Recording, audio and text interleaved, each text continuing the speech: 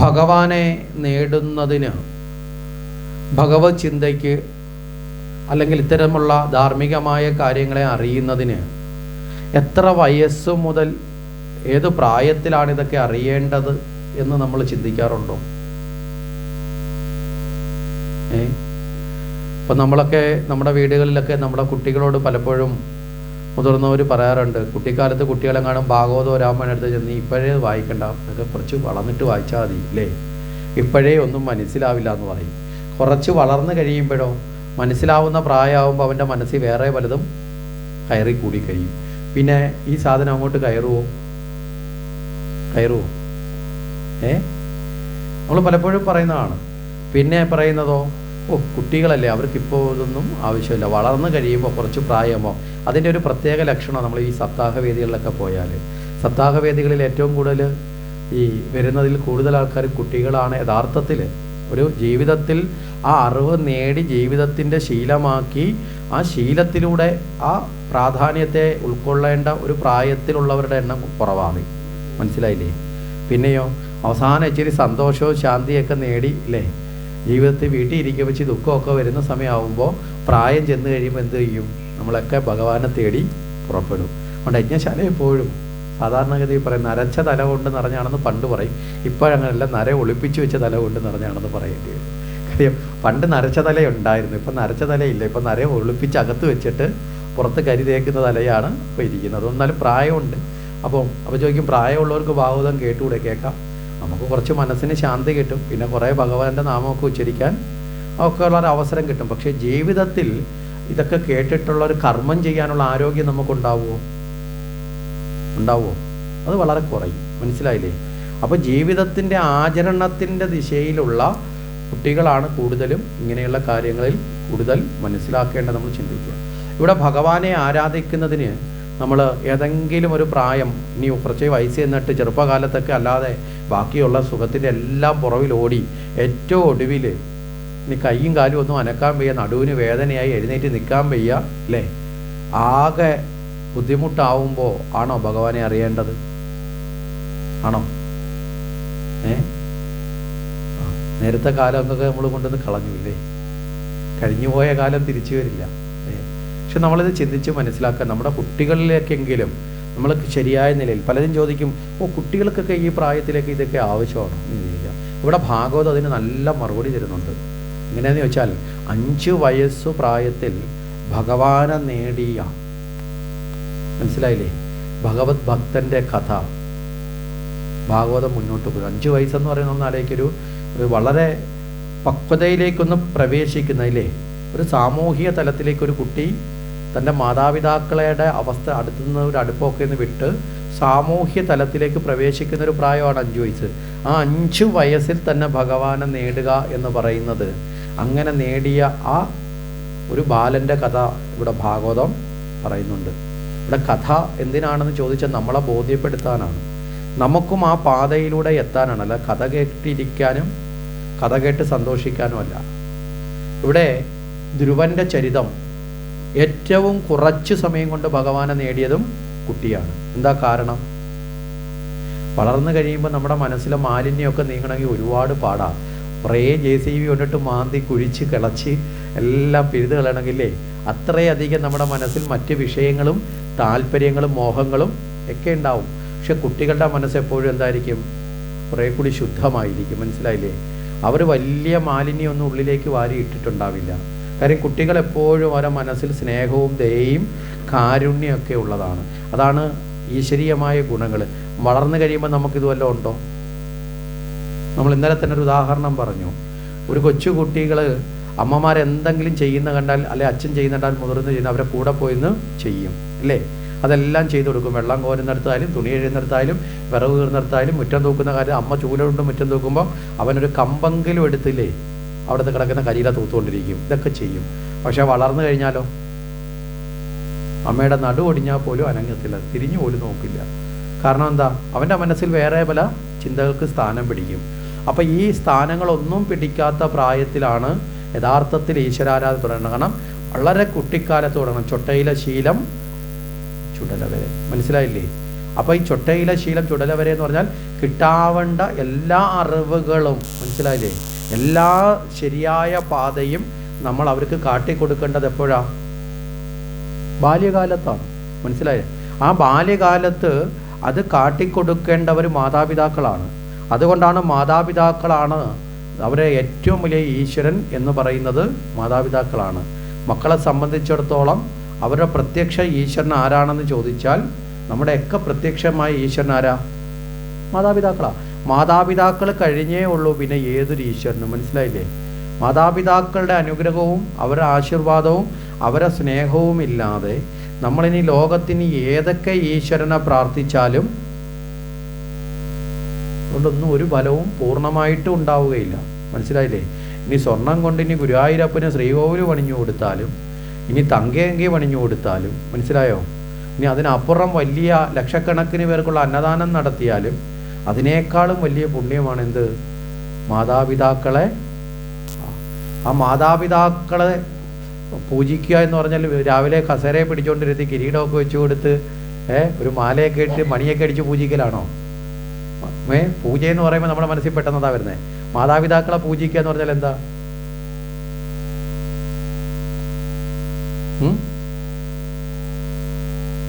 മാതാപിതാക്കളെ പൂജിക്കുക, അവരെ പരിചരിക്കുക, ശുശ്രൂഷിക്കുക, അവരോട് സ്നേഹം പൊടിക്കുക. ഈ കാര്യങ്ങളിലൂടെയാണ് അവരെ പൂജ. മനസ്സിലായില്ലേ?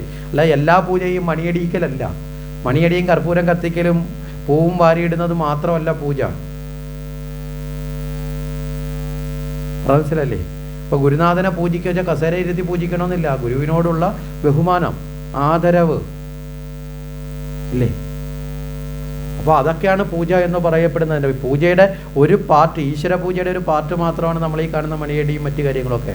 അല്ലാതെയുള്ള പൂജകളുണ്ട്. ആ പൂജകളൊക്കെ മാനസികമായ നമ്മുടെ അവയർനെസ്സോട് കൂടി നമ്മൾ ചെയ്യുന്ന സദ്ബോധത്തിൻ്റെ അടിസ്ഥാനത്തിലുള്ള കർമ്മങ്ങളാണ്. അപ്പോൾ ആ മാതാപിതാക്കൾ ആ പൂജാർഹരാവുന്നത് എന്തുകൊണ്ടാണ്? ജന്മം കൊടുത്തത് കൊണ്ട് മാത്രമല്ല. മാതാപിതാക്കൾ പൂജാർഹരാകേണ്ടത് ആ കുട്ടികളിലേക്കുള്ള സദ്ഗുണങ്ങളെ നിറയ്ക്കുന്നത് കൊണ്ടാണ്. അല്ലാതെ വലിയ സ്കൂളിൽ വിട്ടുപിടിപ്പിച്ച് ചില അച്ഛനും അമ്മമാർ ചോദിക്കും, ഞങ്ങളെ കുഞ്ഞിന് എന്തിൻ്റെ കുറവാണ്? അവന് കാറില്ലേ, വണ്ടി വേണം, അത് മേടിച്ചു കൊടുത്തു, ഇത് മേടിച്ചു കൊടുത്തു, കമ്പ്യൂട്ടർ വേണം, മൊബൈൽ വേണം, എല്ലാം മേടിച്ചു, എല്ലാം പഠിപ്പിച്ചു. പക്ഷേ അവന് വേണ്ടിയിട്ടുള്ള ശരിയായ സച്ചിന്തകളും അതുപോലെ തന്നെ അവൻ്റെ ജീവിതത്തിന് ആവശ്യമായ ശ്രദ്ധയും സ്നേഹവും ഒക്കെ കൊടുത്തിട്ടുണ്ടോ? നമ്മൾ ചിന്തിക്കുക. മാതാപിതാക്കളുടെ ഏറ്റവും വലിയ കർമ്മം എന്ന് പറഞ്ഞാൽ സൂക്ഷ്മമായി അവരോടൊപ്പം സഞ്ചരിക്കുക എന്നുള്ളതാണ്. മനസ്സിലായില്ലേ? ഒരു കൊച്ചുകുട്ടിക്ക് ഒരിക്കലും മാതാപിതാക്കൾ ഈ പറഞ്ഞ സാധനങ്ങളൊന്നും അവന് ആവശ്യമില്ല. ഉണ്ടോ? ഒരു കൊച്ചുകുട്ടിക്ക് വേണ്ടിയിട്ട് മാതാപിതാക്കൾ 10 സ്ഥലത്ത് വസ്തു വാങ്ങി വീട് വെച്ചിട്ടേക്കുന്ന അവന് ആവശ്യമുണ്ടോ? എന്ന് ഒരു കൊച്ചുകുട്ടിക്ക് ആവശ്യമില്ല. ഒരു കൊച്ചുകുട്ടിക്ക് ഇനി മാതാപിതാക്കൾ ബാങ്കിൽ കോടിക്കണക്കിന് രൂപ ഡിപ്പോസിറ്റ് ചെയ്ത് അവൻ്റെ ആ പ്രായത്തിൽ അത് ആവശ്യമുണ്ടോ? ആ പ്രായത്തിൽ അത് ആവശ്യമില്ല. ഉണ്ടോ? ഇല്ല. ആ പ്രായത്തിൽ അവന് ആവശ്യം എന്താ? മാതാപിതാക്കളുടെ സ്നേഹവും ശ്രദ്ധയുമാണ്. മനസ്സിലാവുന്നുണ്ടോ? അപ്പോൾ അതൊക്കെ പകർന്നു കൊടുക്കാനും നമുക്ക് സാധിക്കണം എന്നുള്ളത് നമ്മൾ ചിന്തിക്കാം. ശരി, ഇവിടെ ധ്രുവൻ്റെ ചരിതം പറയുമ്പോൾ 5 വയസ്സിൽ വളരെ കുറച്ച് സമയം കൊണ്ട് കേവലം 5 മാസങ്ങൾക്കുള്ളിൽ ഭഗവാനെ നേടിയ ആളാണ് ധ്രുവൻ. ഇവിടെ ഭഗവാനെ നേടുന്നതിനൊരു കാരണമുണ്ടായി എന്ന് മാത്രമേ ഉള്ളൂ. അപ്പോൾ ഓരോ കാരണങ്ങളും ഒരർത്ഥത്തിൽ പറഞ്ഞാൽ ജീവിതത്തിൽ ചെറിയ ചെറിയ ദുഃഖങ്ങളൊക്കെ ഉണ്ടാകുമ്പോൾ, പ്രതിസന്ധികളൊക്കെ ഉണ്ടാകുമ്പോൾ നമ്മൾ ഈ പ്രതിസന്ധികളെ കണ്ടിട്ട് ഭ്രമിക്കപ്പെടാതെ ആ പ്രതിസന്ധികൾ നമ്മുടെ ജീവിതത്തിൽ ഉണ്ടായതിൻ്റെ മൂലകാരണം നമ്മൾ ചിന്തിച്ചാൽ നമുക്ക് നാളെ അതിൽ നിന്ന് രക്ഷപ്പെടാൻ ഏക വഴി ഈശ്വരാരാധന തന്നെയാണ്. നിങ്ങൾ ഏത് പ്രതിസന്ധി എടുത്ത് നോക്കിക്കോ. ഓരോ പ്രതിസന്ധികളും നമുക്ക് ശരിയായ ഈശ്വരചിന്തയ്ക്ക് കാരണമാണ്. നമ്മൾ ഏറ്റവും കൂടുതൽ ഒരാളെ ഇഷ്ടപ്പെട്ടു, ആ ആൾ നമ്മളോട് വളരെ മോശമായിട്ട്, അല്ലെങ്കിൽ ആ ആൾ നമ്മളോട് ഇഷ്ടപ്പെടാത്ത തരത്തിൽ നമ്മളിൽ നിന്ന് അകന്നു പോയി, അല്ലെങ്കിൽ മറ്റൊരു തരത്തിൽ പോയി. അപ്പം നമ്മൾ മനസ്സിലാക്കുക, യഥാർത്ഥത്തിൽ നമ്മൾ ഏറ്റവും കൂടുതൽ ഇഷ്ടപ്പെടേണ്ടത് ഈശ്വരനെ ആയിരുന്നു. ഇഷ്ടപ്പെടാൻ നമ്മൾ വ്യക്തികളെ ഇഷ്ടപ്പെടാൻ പോയി, അതിൻ്റെ തിക്തഫലമാണ്. മനസ്സിലാവുന്നുണ്ടോ? അങ്ങനെ ഓരോ കാര്യത്തെയും നമ്മൾ പരിപൂർണമായിട്ട് ആരുടെ പാദത്തെ ആശ്രയിച്ചാലാണോ പൂർണ്ണമായ ആനന്ദം കിട്ടുന്നത്, ആ ആളുടെ പാദത്തെ ആശ്രയിക്കുക. അല്ലാതെ പലരുടെ ആശ്രയിച്ചിട്ട് ഒരു രക്ഷയില്ലാതെ വരുമ്പോൾ ഈശ്വരനെ ആശ്രയിക്കാതെ പോകുന്ന അവസ്ഥയെക്കാളും നല്ലത് ആദ്യം തന്നെ ആരെ ആശ്രയിക്കുക? ഈശ്വരനെ ആശ്രയിക്കുക. അപ്പോൾ ഈ സമസ്ത ദുഃഖങ്ങളുടെയും പരിഹാരം ഇവിടെ കപിലോപദേശത്തിൽ ചർച്ച ചെയ്തതാണ്, ഒന്ന് ഓർമ്മിപ്പിച്ചതാണ്. ശരി, ഇവിടെ ഉത്ഥാനപാദ രാജാവ് സായംഭൂ മനുവിൻ്റെ പുത്രനാണ്.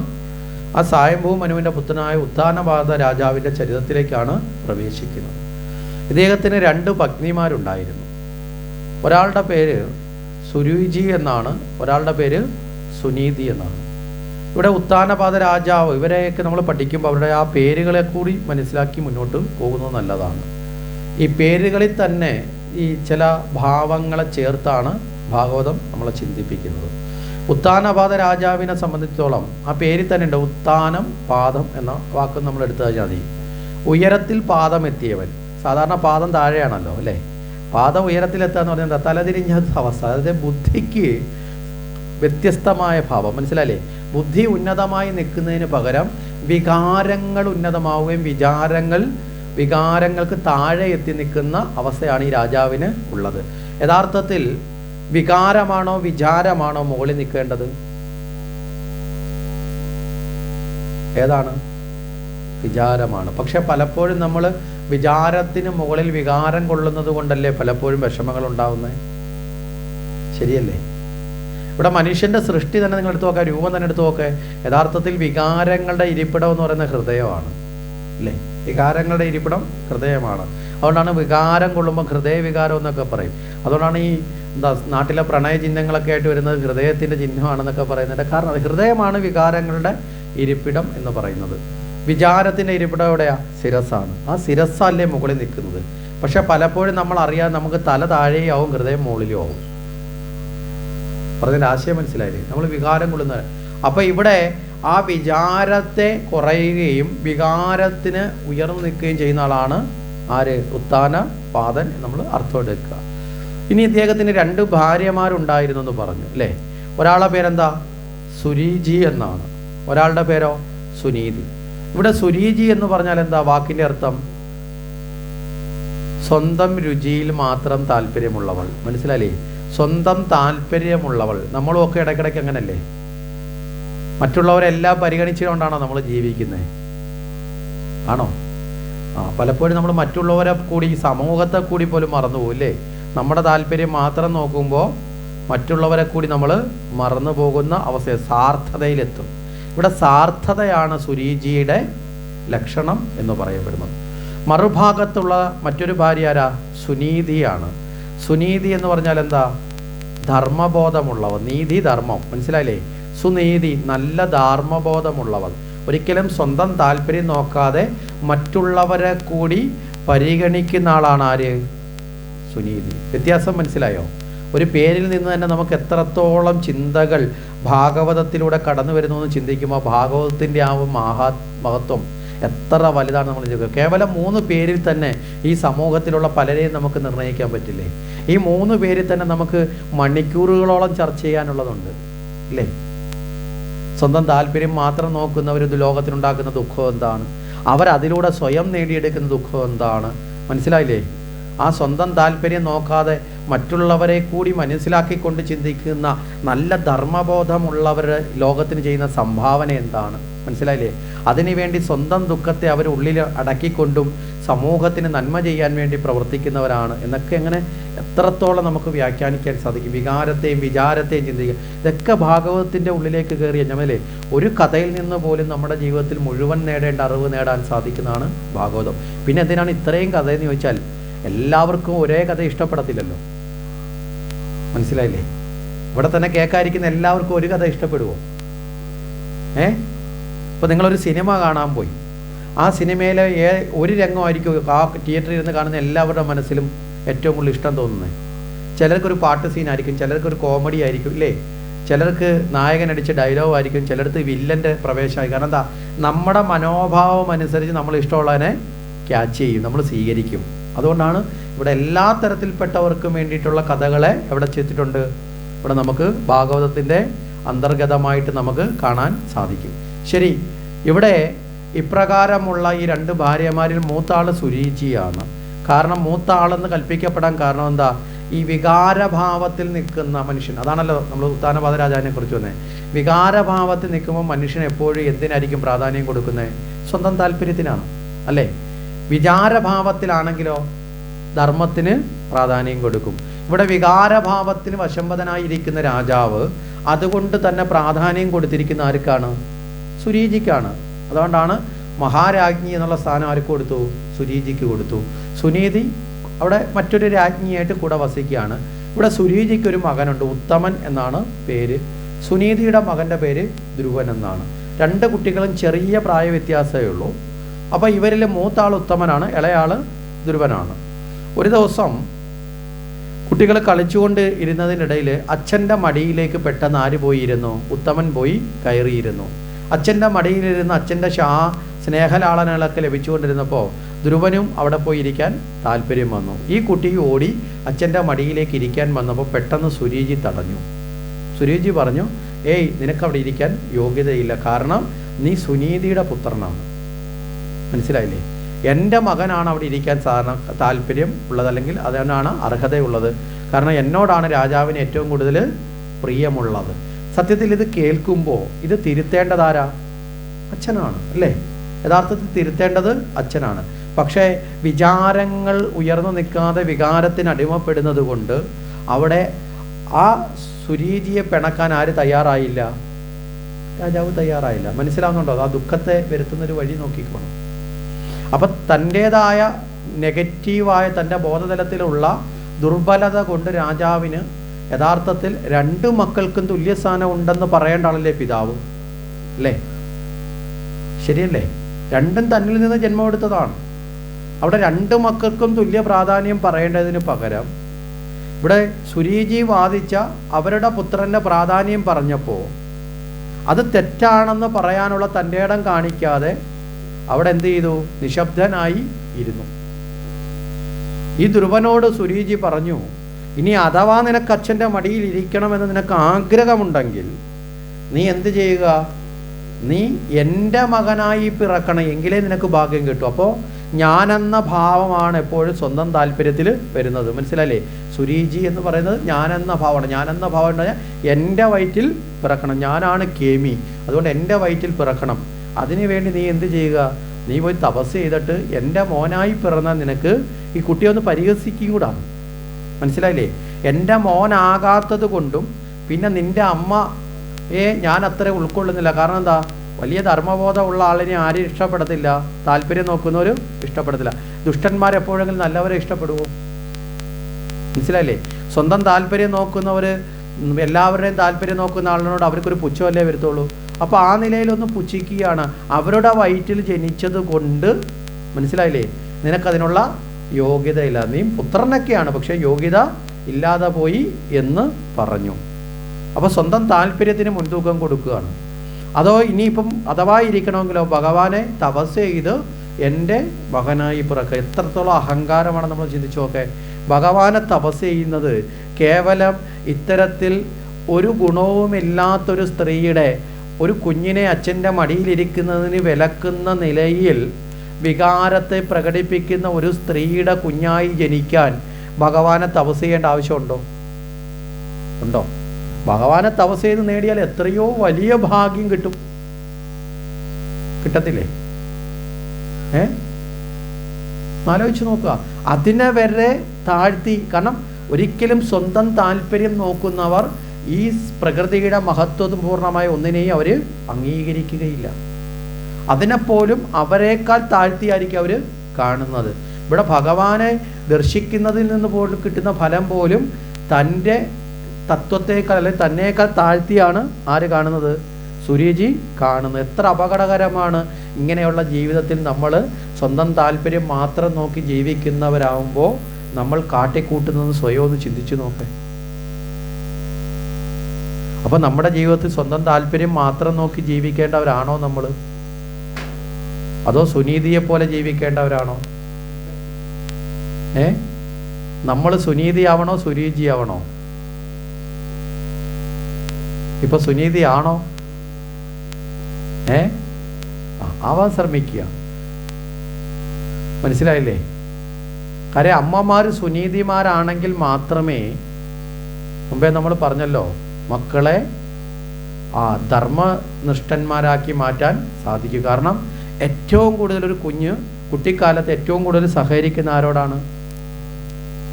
അച്ഛനോടാണോ അമ്മയോടാണ്? ഇനി അമ്മ അഥവാ സുനീതി അല്ലെങ്കിൽ അച്ഛനെങ്കിലും വിചാരശീലനാവണ്ടേ അമ്മയുടെ തെറ്റ് തിരുത്തി കൊടുക്കാൻ? മനസ്സിലായില്ലേ? അതുമായില്ല എന്നുള്ളതാണ് ഇവിടുത്തെ പ്രശ്നം. അപ്പം നമ്മുടെ ജീവിതത്തിൽ തന്നെ നമ്മളെത്രത്തോളം മാറി ചിന്തിക്കണം, നമ്മളെത്രത്തോളം മാറി സഞ്ചരിക്കണം എന്ന് നമുക്ക് ഈ 3 പേരിൽ നിന്ന് തന്നെ പഠിക്കാൻ വളരെ കൂടുതൽ ഉണ്ട്. ഇനി ഇവിടെ ഈ കുട്ടി ഈ വിഷമത്തോടു കൂടി, കൊച്ചുകുട്ടിയാണല്ലോ, അവനായി ഇരിക്കാൻ പറ്റാത്തതിൻ്റെ വിഷമത്തോടു കൂടി ഇവൻ വളരെ വേഗത്തിൽ ആരുടെ അടുത്തേക്ക് ഓടി? അമ്മയുടെ അടുത്തേക്ക് ഓടി, അല്ലേ? അമ്മയാണല്ലോ പിന്നെ ഉത്തരം പറയേണ്ടത്. അച്ഛൻ്റെ മടിയിലിരിക്കാൻ അവകാശം പോലും ഇല്ലെങ്കിൽ എന്തിനാണ് അമ്മ എന്നെ ജനിപ്പിച്ചതെന്നത് ചിന്ത പോലും നമുക്ക് ചിന്തിക്കാം. അപ്പോൾ അവിടേക്ക് ഓടി ചെല്ലുന്നതിന് മുമ്പ് തന്നെ ഈ കാര്യങ്ങൾ, ഈ സംഭവങ്ങളൊക്കെ ആരറിഞ്ഞിരുന്നു? സുനീതി അറിഞ്ഞു. തോഴിമാർ വന്ന് പറഞ്ഞു, പെട്ടെന്ന് വന്നു. അപ്പോൾ ഈ സമയത്താണ് ഈ മകൻ ഓടി അടുത്തേക്ക് വരുന്നത്. ഈ അമ്മ ഈ മകനെ ആശ്വസിപ്പിക്കുകയാണ്. കൂടുതൽ ഉന്നതമായ ചിന്തയോടുകൂടിയാണ് അമ്മയെ ആശ്വസിപ്പിക്കുന്നത്. നമ്മുടെ കുഞ്ഞുങ്ങൾക്കൊരു ദുഃഖം വരുമ്പോൾ ഒരിക്കലും നെഗറ്റീവായ ശൈലി പകർന്നു കൊടുത്ത് അവരെ ആശ്വസിപ്പിക്കരുത്. മനസ്സിലായില്ലേ? അതല്ല പരിഹാരം. നെഗറ്റീവായ ശൈലി പകർന്നു കൊടുത്ത് ആശ്വസിപ്പിക്കുക എന്ന് പറഞ്ഞാൽ എന്തായിരിക്കും? നമ്മുടെ ഇന്നത്തെ കാലത്ത് ഇങ്ങനെ ഒരു പ്രശ്നം ഉണ്ടെന്ന് വെക്കുക. ഉടനെ നമ്മൾ കുഞ്ഞിന് ആഹാ അവൾ അങ്ങനെ പറഞ്ഞോ, എന്നാൽ ഇന്നിപ്പോൾ കാണിച്ചു കൊടുക്കാം. അയാൾ മിണ്ടാതിരുന്നോ, മരക്കോന്തൻ, ബാ ഇപ്പം ചോദിക്കാം. കുഞ്ഞിനെയും പിടിച്ചുകൊണ്ട് നേരെ ചെല്ലും, അല്ലേ? ഇത് ഇയാളെ കുഞ്ഞല്ലിയോടെ എന്നായിരിക്കും ചോദിക്കുന്നത് ആദ്യമേ. എന്നിട്ട് ഇയാൾ മിണ്ടാതിരുന്നില്ല, ഇയാളെ മടി വന്നിരിക്കാൻ നോക്കിയപ്പോൾ എന്ന് പറഞ്ഞിട്ട് നീ ആരടി എന്ന് ചോദിച്ചുകൊണ്ട് കയ്യിരിക്കുന്ന ചൂലോ, അല്ലേ, തവിയോ അല്ലെങ്കിൽ എന്തോ എടുത്തിട്ട് അവിടെ കിടന്ന് അടി കൂടും. കൂടത്തില്ലേ? ആണോ അല്ലയോ? അതല്ലേ നമ്മൾ ഇത് കാരണം നമ്മൾ വികാരത്തിൽപ്പെടും. മനസ്സിലാവുന്നുണ്ടോ? നമ്മൾ പെട്ടെന്ന് ചെയ്യുന്നതാ, എൻ്റെ കുഞ്ഞിനെ തടഞ്ഞോ എങ്കിൽ ശരി. അത് ഏതൊരു അമ്മയും ഈ സ്നേഹം കൂടുമ്പോൾ, ആ വാത്സല്യം കൂടുമ്പോൾ ഉണ്ടാകുന്ന ഒരു ഭാവം കൊണ്ട്, മമത കൊണ്ട് ഇങ്ങനെയൊക്കെ ആവും പെട്ടെന്ന്. കാര്യം വികാരം ഉണ്ടാവും. പക്ഷേ ഇവിടെയാണ് നമ്മൾ മനസ്സിലാക്കേണ്ടത്, വികാരത്തെ നിയന്ത്രിച്ചാൽ ജീവിതത്തിൽ വിചാരത്തിൻ്റെ സ്ഥാനം വളരെ വലുതാണ്. ഇവിടെ സുനീതിക്ക് വേണമെങ്കിൽ പോയി വഴക്കൊക്കെ ഉണ്ടാക്കാമായിരുന്നു, ഇല്ലേ? ഈ വഴക്കുണ്ടാക്കി കാണിച്ചാൽ നാളെയും ഇതുപോലെയുള്ള ഏത് കാര്യം വരുമ്പോഴും വഴക്കുണ്ടാക്കുന്ന ശീലം ആർക്ക് കിട്ടും? കുട്ടിക്ക് കൂടി പകർന്നു കൊടുക്കലാണ്. മനസ്സിലാവുന്നുണ്ടോ? അതിന് പകരം സുനീതി എന്തു പറഞ്ഞു? അത് വല്യമ്മ പറഞ്ഞതിന് എന്തിനാ മോനെ വിഷമിക്കുന്നത്? പറഞ്ഞതിനകത്ത് ഈശ്വരനെ, അല്ലേ, തപസ് ചെയ്യാനല്ലേ പറഞ്ഞേ? അപ്പം ഏതൊരു തരത്തിലും ഈശ്വരനെ തപസ് ചെയ്യാനോ പ്രാർത്ഥിക്കാനോ ഒരവസരം ജീവിതത്തിൽ വന്നു ചേരുകയാണെങ്കിൽ ആ അവസരത്തെ സ്വീകരിക്കണം. മനസ്സിലാവുന്നുണ്ടോ? അത് ദുഃഖം കൊണ്ടാവാം, പ്രശ്നങ്ങൾ കൊണ്ടാവാം, വിഷമങ്ങൾ കൊണ്ടാവാം. ഏത് തരത്തിലാണെങ്കിലും ഈശ്വരനെ സ്വീകരിക്കാൻ ഒരു അവസരം കിട്ടിയാൽ അത് സ്വീകരിക്കണം. നേരെ മറിച്ച് അതിനെ വിപരീതമായി കണ്ടാലോ?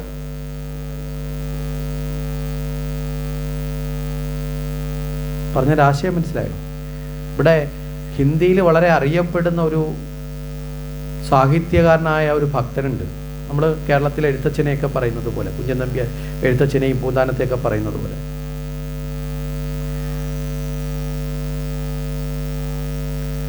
ഭക്ത രാമചരിതമാനസമൊക്കെ രചിച്ചിട്ടുള്ള ഭക്തകവിയായ സൂർദാസ് ഉണ്ട്. അദ്ദേഹത്തെക്കുറിച്ച് പറയുന്ന ഒരു ചരിതമുണ്ട്. ചെറുപ്പകാലത്ത് ജീവിതത്തിലെ ലൗകികമായ സുഖങ്ങളോടൊക്കെ താല്പര്യപ്പെട്ട് കിടന്ന ആളാണ്. വലിയ ഭക്തി, അത്യാവശ്യം കാര്യങ്ങളൊക്കെ അറിയാമെങ്കിലും വലിയ ഭക്തനൊന്നും ആയിരുന്നില്ല. അങ്ങനെ ലൗകികമായ ജീവിത സുഖങ്ങളോടൊക്കെ അമിതമായ ഭ്രമത്തിൽ ജീവിച്ചു. ആ ഭ്രമകാലഘട്ടത്തിനിടയിൽ ഒരു സുന്ദരിയായ പെൺകുട്ടിയെ വിവാഹം കഴിച്ചു. ഈ പെൺകുട്ടിയെ വിവാഹം കഴിച്ചതോടുകൂടി പൂർണ്ണമായിട്ടും എപ്പോഴും ഭാര്യയുടെ അടുത്തിരുന്ന് കാര്യം പറയുക എന്നത് തൽപരനായി മാറി. അങ്ങനെ ഒരു ദിവസം പോലും പിരിഞ്ഞിരിക്കാൻ പറ്റാത്ത മാനസികമായ ഒരു അറ്റാച്ച്മെൻറ്റിലേക്ക് വന്നു. ഇങ്ങനെയൊക്കെ മുന്നോട്ട് പോയി. ഒരു ദിവസം ഇദ്ദേഹം വീട്ടിലില്ലായിരുന്ന സമയത്ത് ഈ പെൺകുട്ടിയുടെ വീട്ടിൽ വളരെ അടിയന്തരമായ എന്തോ കാര്യത്തിന് വേണ്ടി ഈ പെൺകുട്ടിയെ കൂട്ടിക്കൊണ്ടുപോകാൻ വേണ്ടി ബന്ധുക്കൾ വന്നു. ഇന്നത്തെ കണക്ക് വിളിച്ചു പറയാനുള്ള സംവിധാനങ്ങളൊന്നും അന്നത്തെ കാലത്തില്ല.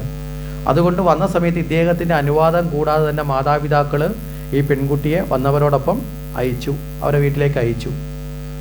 അപ്പോൾ ആ പോയ സമയത്ത് ഇദ്ദേഹം തിരിച്ച് വീട്ടിലെത്തുമ്പോൾ ഭാര്യ അവിടെ ഇല്ല. അപ്പം ഭാര്യയോടുള്ള അമിതമായ സ്നേഹം, തിരിയാൻ പറ്റാത്ത സ്നേഹം ഇങ്ങനെ ഉള്ളിലുണ്ട്. അതുകൊണ്ട് ഇദ്ദേഹത്തിന് ഭാര്യയെ പിരിഞ്ഞിരിക്കാൻ വിഷമം തോന്നി. ഇദ്ദേഹം ആ രാത്രി തന്നെ ഭാര്യയുടെ വീട്ടിലേക്ക് പോകാൻ തയ്യാറായി. മനസ്സിലായില്ലേ? മാതാപിതാക്കൾ അടുത്ത ദിവസം അവരിഞ്ഞ് വരും, അല്ലെങ്കിൽ പിന്നീട് പോകാമെന്നൊക്കെ പറഞ്ഞാൽ ആ അർദ്ധരാത്രി വലിയ കോരിച്ചൊരിയുന്ന മഴയത്ത് പ്രകൃതി മുഴുവൻ പ്രതികൂലമായി നിൽക്കുന്ന സമയത്താണ് ഇദ്ദേഹം യാത്ര ചെയ്യുന്ന. വളരെ ദൂരം ഇരുട്ടത്ത് യാത്ര ചെയ്യണം, അത് കഴിഞ്ഞാൽ വലിയൊരു നദി കടക്കണം, ഇതൊക്കെ കടന്നിട്ട് വേണം അക്കരയിലേക്ക് പോയി അവരെ വീട്ടിലെത്താൻ. ഇദ്ദേഹം ഇങ്ങനെ പോയി അവിടെ ചെല്ലുമ്പോൾ ഈ നദി കരകവിഞ്ഞ് ഒഴുകാണ്, ഉരുൾപൊട്ടലൊക്കെ ഉണ്ടായി, വെള്ളമൊക്കെ ഇങ്ങനെ മുകളിൽ നിന്ന് കരകവിഞ്ഞ് വരുവാണ്. കടത്ത് വഞ്ചി പോലും ഇല്ല, സാധാരണ വഞ്ചിയുണ്ട്, വഞ്ചിക്കാരൻ പോലും അവിടെ ഇല്ല. കരകവിഞ്ഞൊഴുകുന്ന ഈ അവസ്ഥയിൽ ഇദ്ദേഹത്തിന് അപ്പുറത്ത് പോകാനുള്ള ആ പോകാസക്തി മൂലം ഇദ്ദേഹം എന്ത് ചെയ്തു? ഈ നീന്തലൊക്കെ അറിയാം, പക്ഷേ ഈ കുത്തിയൊലിക്കുന്ന നദിയിൽ നീന്തുക എന്ന് പറഞ്ഞാൽ വളരെ പ്രയാസമാണ്, എത്ര നീന്തൽ അറിയാവുന്ന ആളാണെങ്കിലും. പക്ഷേ ഇതൊന്നും വകവെക്കാതെ ഇദ്ദേഹത്തിൻ്റെ മനസ്സിലുള്ള ആ ആസക്തി മൂലം ഇദ്ദേഹം എന്ത് ചെയ്തു? നേരെ കുറച്ച് നോക്കുമ്പോൾ ഒരു തടിക്കഷ്ണം ഒഴുകി വരുന്നതായിട്ട് തോന്നി. ഇദ്ദേഹം ചാടി ആ തടിയിൽ പിടിച്ച്, തടിയെ ചേർത്ത് പിടിച്ചോണം, തടി വെള്ളത്തിൽ പൊങ്ങി കിടക്കുമല്ലോ, അതിൽ ചേർത്ത് പിടിച്ചുകൊണ്ട് ഇദ്ദേഹം കൈകാലുകളൊക്കെ ഉപയോഗിച്ച് നീന്തി ഒരു പരിധിക്ക് അപ്പുറത്ത് നിന്ന് അക്കരയിൽ ചെന്നു. അക്കരയിൽ എത്തുമ്പോഴത്തേക്ക് ഏതാണ്ട് മുകളിൽ നിന്നാണ് ഇയാൾ നീന്തി തുടങ്ങിയത്, പക്ഷെ അടിവാരത്തേക്ക് തന്നെ എത്തി. കാര്യം ഈ നദിയിലെ വെള്ളം ഒഴുകുന്ന തടി താഴേക്ക് വന്ന് യഥാർത്ഥത്തിൽ ഈ നീന്തി തുഴഞ്ഞ് ഇദ്ദേഹത്തിൻ്റെ ഭാര്യയുടെ വീടിൻ്റെ ആ ഭാഗത്തേക്ക് ഇദ്ദേഹം ചെന്നു. അപ്പോഴത്തേക്ക് മഴ ശമിച്ചിരുന്നു. ഇദ്ദേഹം നേരെ ഈ തടിയെയും കൂടി തള്ളി കരയിലേക്ക് ചേർത്ത്, ഇദ്ദേഹം കരയിലേക്ക് കയറിയ തടിയും കൂടെ ആ കരയോട് ചേർന്നു. അവിടെ ഇങ്ങനെ കിടക്കുന്ന സമയത്ത് ഇദ്ദേഹം നേരെ ഓടി ആ ഭാര്യയുടെ വീട്ടിൽ ചെന്ന് കതകിന് മുട്ടി. ഭാര്യ ഈ അർദ്ധരാത്രി സമയത്ത് ആരാണ് വന്നതെന്ന് അറിയാൻ വേണ്ടി കതവ് തുറന്ന് അവർ വെളിച്ചവുമായി പുറത്തേക്ക് വരുമ്പം കാണുന്ന തൻ്റെ ഭർത്താവ് വന്ന് നിൽക്കുന്നു. അയാളുടെ ശരീരത്തിൽ ഒരു മുഷിഞ്ഞ ഗന്ധം അവർക്ക് അനുഭവപ്പെട്ടു. അവർ ചോദിച്ചു, നിങ്ങൾ എങ്ങനെയാണ് ഇവിടെ വന്നത്? അത് ഈ നദിയിൽ വെള്ളമൊന്നും ഉണ്ടായിരുന്നില്ലല്ലോ, അത് ഞാൻ അവിടെ ഒരു തടിയെ കിട്ടിയപ്പോൾ ഇത്രയും ദുർഗന്ധം എന്താ ഈ ശരീരത്തിൽ നിന്നൊക്കെ ചോദിച്ചു. അപ്പോൾ പറഞ്ഞു, അത് ഞാൻ ആ തടിയിൽ വന്ന ആ തടിയുടെ ഗന്ധം. അപ്പോൾ ഇതെന്താണ് ഇത്രയും വലിയ ദുർഗന്ധമുള്ള തടി എന്നറിയാൻ വേണ്ടി മഴ തോന്നുന്നത് കൊണ്ട് ഈ നദീതീരത്തുള്ള ഇവർ ഈ വെളിച്ചവുമായി ഇയാളെയും കൂട്ടി ആ നദിയിലേക്ക് ചെല്ലുമ്പം കാണുന്നത് ഒരു ചീഞ്ഞഴിഞ്ഞ മൃതശരീരത്തിനകത്താണ് ഇയാൾ ഈ തടിയാണെന്ന് ധരിച്ച് കെട്ടിപ്പിടിച്ച് ഇവിടെ വന്നത്. ഇയാളുടെ ഈ വികാരത്തിൻ്റെ ഈ ചിന്തയിൽ ഈ ഭോഗാസക്തി മൂലം ആ മൃതശരീരത്തിൻ്റെ ചീഞ്ഞളിഞ്ഞ ദുർഗന്ധം പോലും അനുഭവപ്പെടാതെ ഇയാൾ ഇവിടെ വന്നു. ഈ സമയത്ത് ഈ ഭാര്യ ചോദിച്ചു, നിങ്ങൾക്ക് എന്നോടുണ്ടായിരുന്ന ഇതേ സ്നേഹം, അല്ലെങ്കിൽ ഇത്രയും വലിയ ഒരു എന്നെ തേടി വരാനുള്ള ഇതേ ഭാവം നിങ്ങൾക്ക് അല്പമെങ്കിലും ഈശ്വരനോടുണ്ടായിരുന്നെങ്കിൽ എന്നേ നിങ്ങൾക്ക് ഭഗവാനെ കിട്ടിപ്പോയേ. കാര്യം ഈ ഭാര്യ കുറേ ഭക്തയാണ്, മനസ്സിലായില്ലേ? അവർ ചോദിച്ച ചോദ്യം കേട്ടുകൊണ്ട് ആ നിമിഷം ഈ സൂർദാസ് അവിടം വിട്ട് പുറത്തുപോയി. അയാൾക്ക് തന്നെ ലജ്ജ തോന്നി. ഈ മൃതശരീരത്തെ കെട്ടിപ്പിടിച്ച്, എന്നിട്ട് ഈ ഭാര്യ കുറേ ബുദ്ധിമതിയും അറിവുള്ളവരുമാണ്. അവർ പറഞ്ഞു കൊടുത്തു, ഇതുപോലെ ചീഞ്ഞളിയുന്ന ഒരു ശരീരമാണ് ഇതും. ഈ ശരീരത്തെ മോഹിച്ചല്ലേ നിങ്ങളിപ്പോൾ ഈ നദി കടന്ന് ഇവിടം വരെ വന്നത്. നാളെ ഇതുപോലെ ചീഞ്ഞളിയും ഇല്ലേ? നമ്മുടെ ഈ ശരീരമൊക്കെ ചീഞ്ഞളിയുന്നതല്ലേ? ഈ ജീവൻ വേറിട്ട് കഴിഞ്ഞാൽ ഈ ശരീരം ഇതുപോലെ അങ്ങനെ ഇരിക്കുമോ? ചീഞ്ഞളിയാതിരിക്കാനാ കൊണ്ട് കത്തിച്ച് കളയുന്ന വേഗത്തിൽ. അല്ലെങ്കിലോ എവിടെയെങ്കിലും കൊണ്ട് കുഴിച്ചിട്ടാൽ പുഴുത്ത് അഴുകി നാറി അല്ലേ, ദുർഗന്ധപൂരിതം. ഇനി കുഴിച്ചിടാതെ മേളിയിട്ടേക്കാൻ പറ്റുമോ? മേളിയിട്ടാലും കുറേ കഴിയുമ്പോൾ ഈ പ്രാണൻ നഷ്ടപ്പെട്ട് കഴിഞ്ഞാൽ ഇത് അഴുകി ദുർഗന്ധപൂരിതമായി ഇതിനുള്ളിൽ നിരവധി തരത്തിലുള്ള കൃമിജാലങ്ങൾ പെരുകി അല്ലേ, അടുത്ത് നിന്ന് സ്നേഹിച്ചവർ പോലും മൂക്ക് പൊത്തി ദൂരോട്ട് ഓടത്തില്ലേ? യാഥാർത്ഥ്യം അതല്ലേ? നമ്മളാരും അത് ഇഷ്ടപ്പെടത്തില്ല കേൾക്കുമ്പോൾ, പക്ഷെ യാഥാർത്ഥ്യം അതല്ലേ? ആണോ അല്ലേ? അപ്പം അങ്ങനെ ഒരു ശരീരത്തിനോടുള്ളതിനേക്കാൾ എത്രയോ നിങ്ങൾക്ക് ഈശ്വരനോടൊരു സ്നേഹം തോന്നിയിരുന്നെങ്കിൽ, എത്രയോ തുച്ഛമായി തോന്നിയിരുന്നെങ്കിൽ, ഇത് കേട്ടപ്പോഴാണ് അദ്ദേഹത്തിന് അതൊരു ബോധമായി മാറി. അദ്ദേഹം അവിടെ വിട്ടുപോയി. അദ്ദേഹം പിന്നീട് കാണുന്നത് ഏറ്റവും വലിയ ഭക്തനായിട്ടാണ്. ഭക്തകാവ്യങ്ങൾ രചിച്ച, കാരണം എന്താ, ഈശ്വരനെ തേടേണ്ട വഴി അദ്ദേഹത്തിന് തുറന്നു കൊടുത്തത് ഭാര്യയാണ്. അതുപോലെയാണ് രത്നാകരനെ ഈശ്വരചിന്തയിലേക്ക് എത്തിച്ചത് സപ്തർഷികളാണ് എന്ന് നമ്മൾ വിചാരിക്കുന്ന സപ്തർഷികളുടെ വാക്കിന് അർത്ഥപൂർണമാക്കി മാറ്റിയത് രത്നാകരൻ്റെ ഭാര്യയാണ്. കാര്യം സപ്തർഷികൾ തടഞ്ഞല്ലോ, സപ്തർഷികളെ തടഞ്ഞെല്ലാം പിടിച്ചു പറിക്കും. സപ്തർഷികൾ ചോദിക്കുന്നുണ്ട്, നീ ചെയ്യുന്ന കർമ്മത്തിൻ്റെ അല്ലേ ഫലം അനുഭവിക്കേണ്ടി വരുന്നത്. അപ്പോൾ പറഞ്ഞു ഭാര്യയും മക്കളും എല്ലാം കൂടെ അനുഭവിക്കും.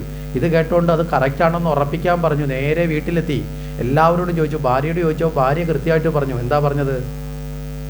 താൻ നിരന്തരം ചെയ്യുന്ന കർമ്മഫലം. ആ വാക്ക് രാമായണത്തിൽ രാമൻ്റെ വാക്കല്ല, വേറെ ആരും പറഞ്ഞ ഉപദേശമല്ല. ആ വാക്ക് പറഞ്ഞിരിക്കുന്നത് രത്നാകരൻ്റെ ഭാര്യയാണ്. മനസ്സിലായില്ലേ? ഏറ്റവും വലിയ വാക്കിനെ അവിടെ പറഞ്ഞിരിക്കുന്നത് രത്നാകരൻ്റെ ഭാര്യ. താൻ നിരന്തരം ചെയ്യുന്ന കർമ്മഫലം താൻ തന്നെ അനുഭവിച്ചിടുമെന്നേ വരൂ. അപ്പോഴാണ് രത്നാകരന് താൻ ഇതുവരെ ചെയ്ത തെറ്റുകളിൽ നിന്ന് മുക്തി നേടാൻ ഇനി സപ്തർഷികളെ ആശ്രയിച്ച് എന്ത് വേണം? ഭഗവാനെ നേടാൻ ആശ്രയിച്ചുകൊണ്ട് അയാൾ തിരിച്ചു പോയത്, അല്ലെങ്കിൽ പോവാതിരുന്നാൽ പോരെ. മനസ്സിലായില്ലേ?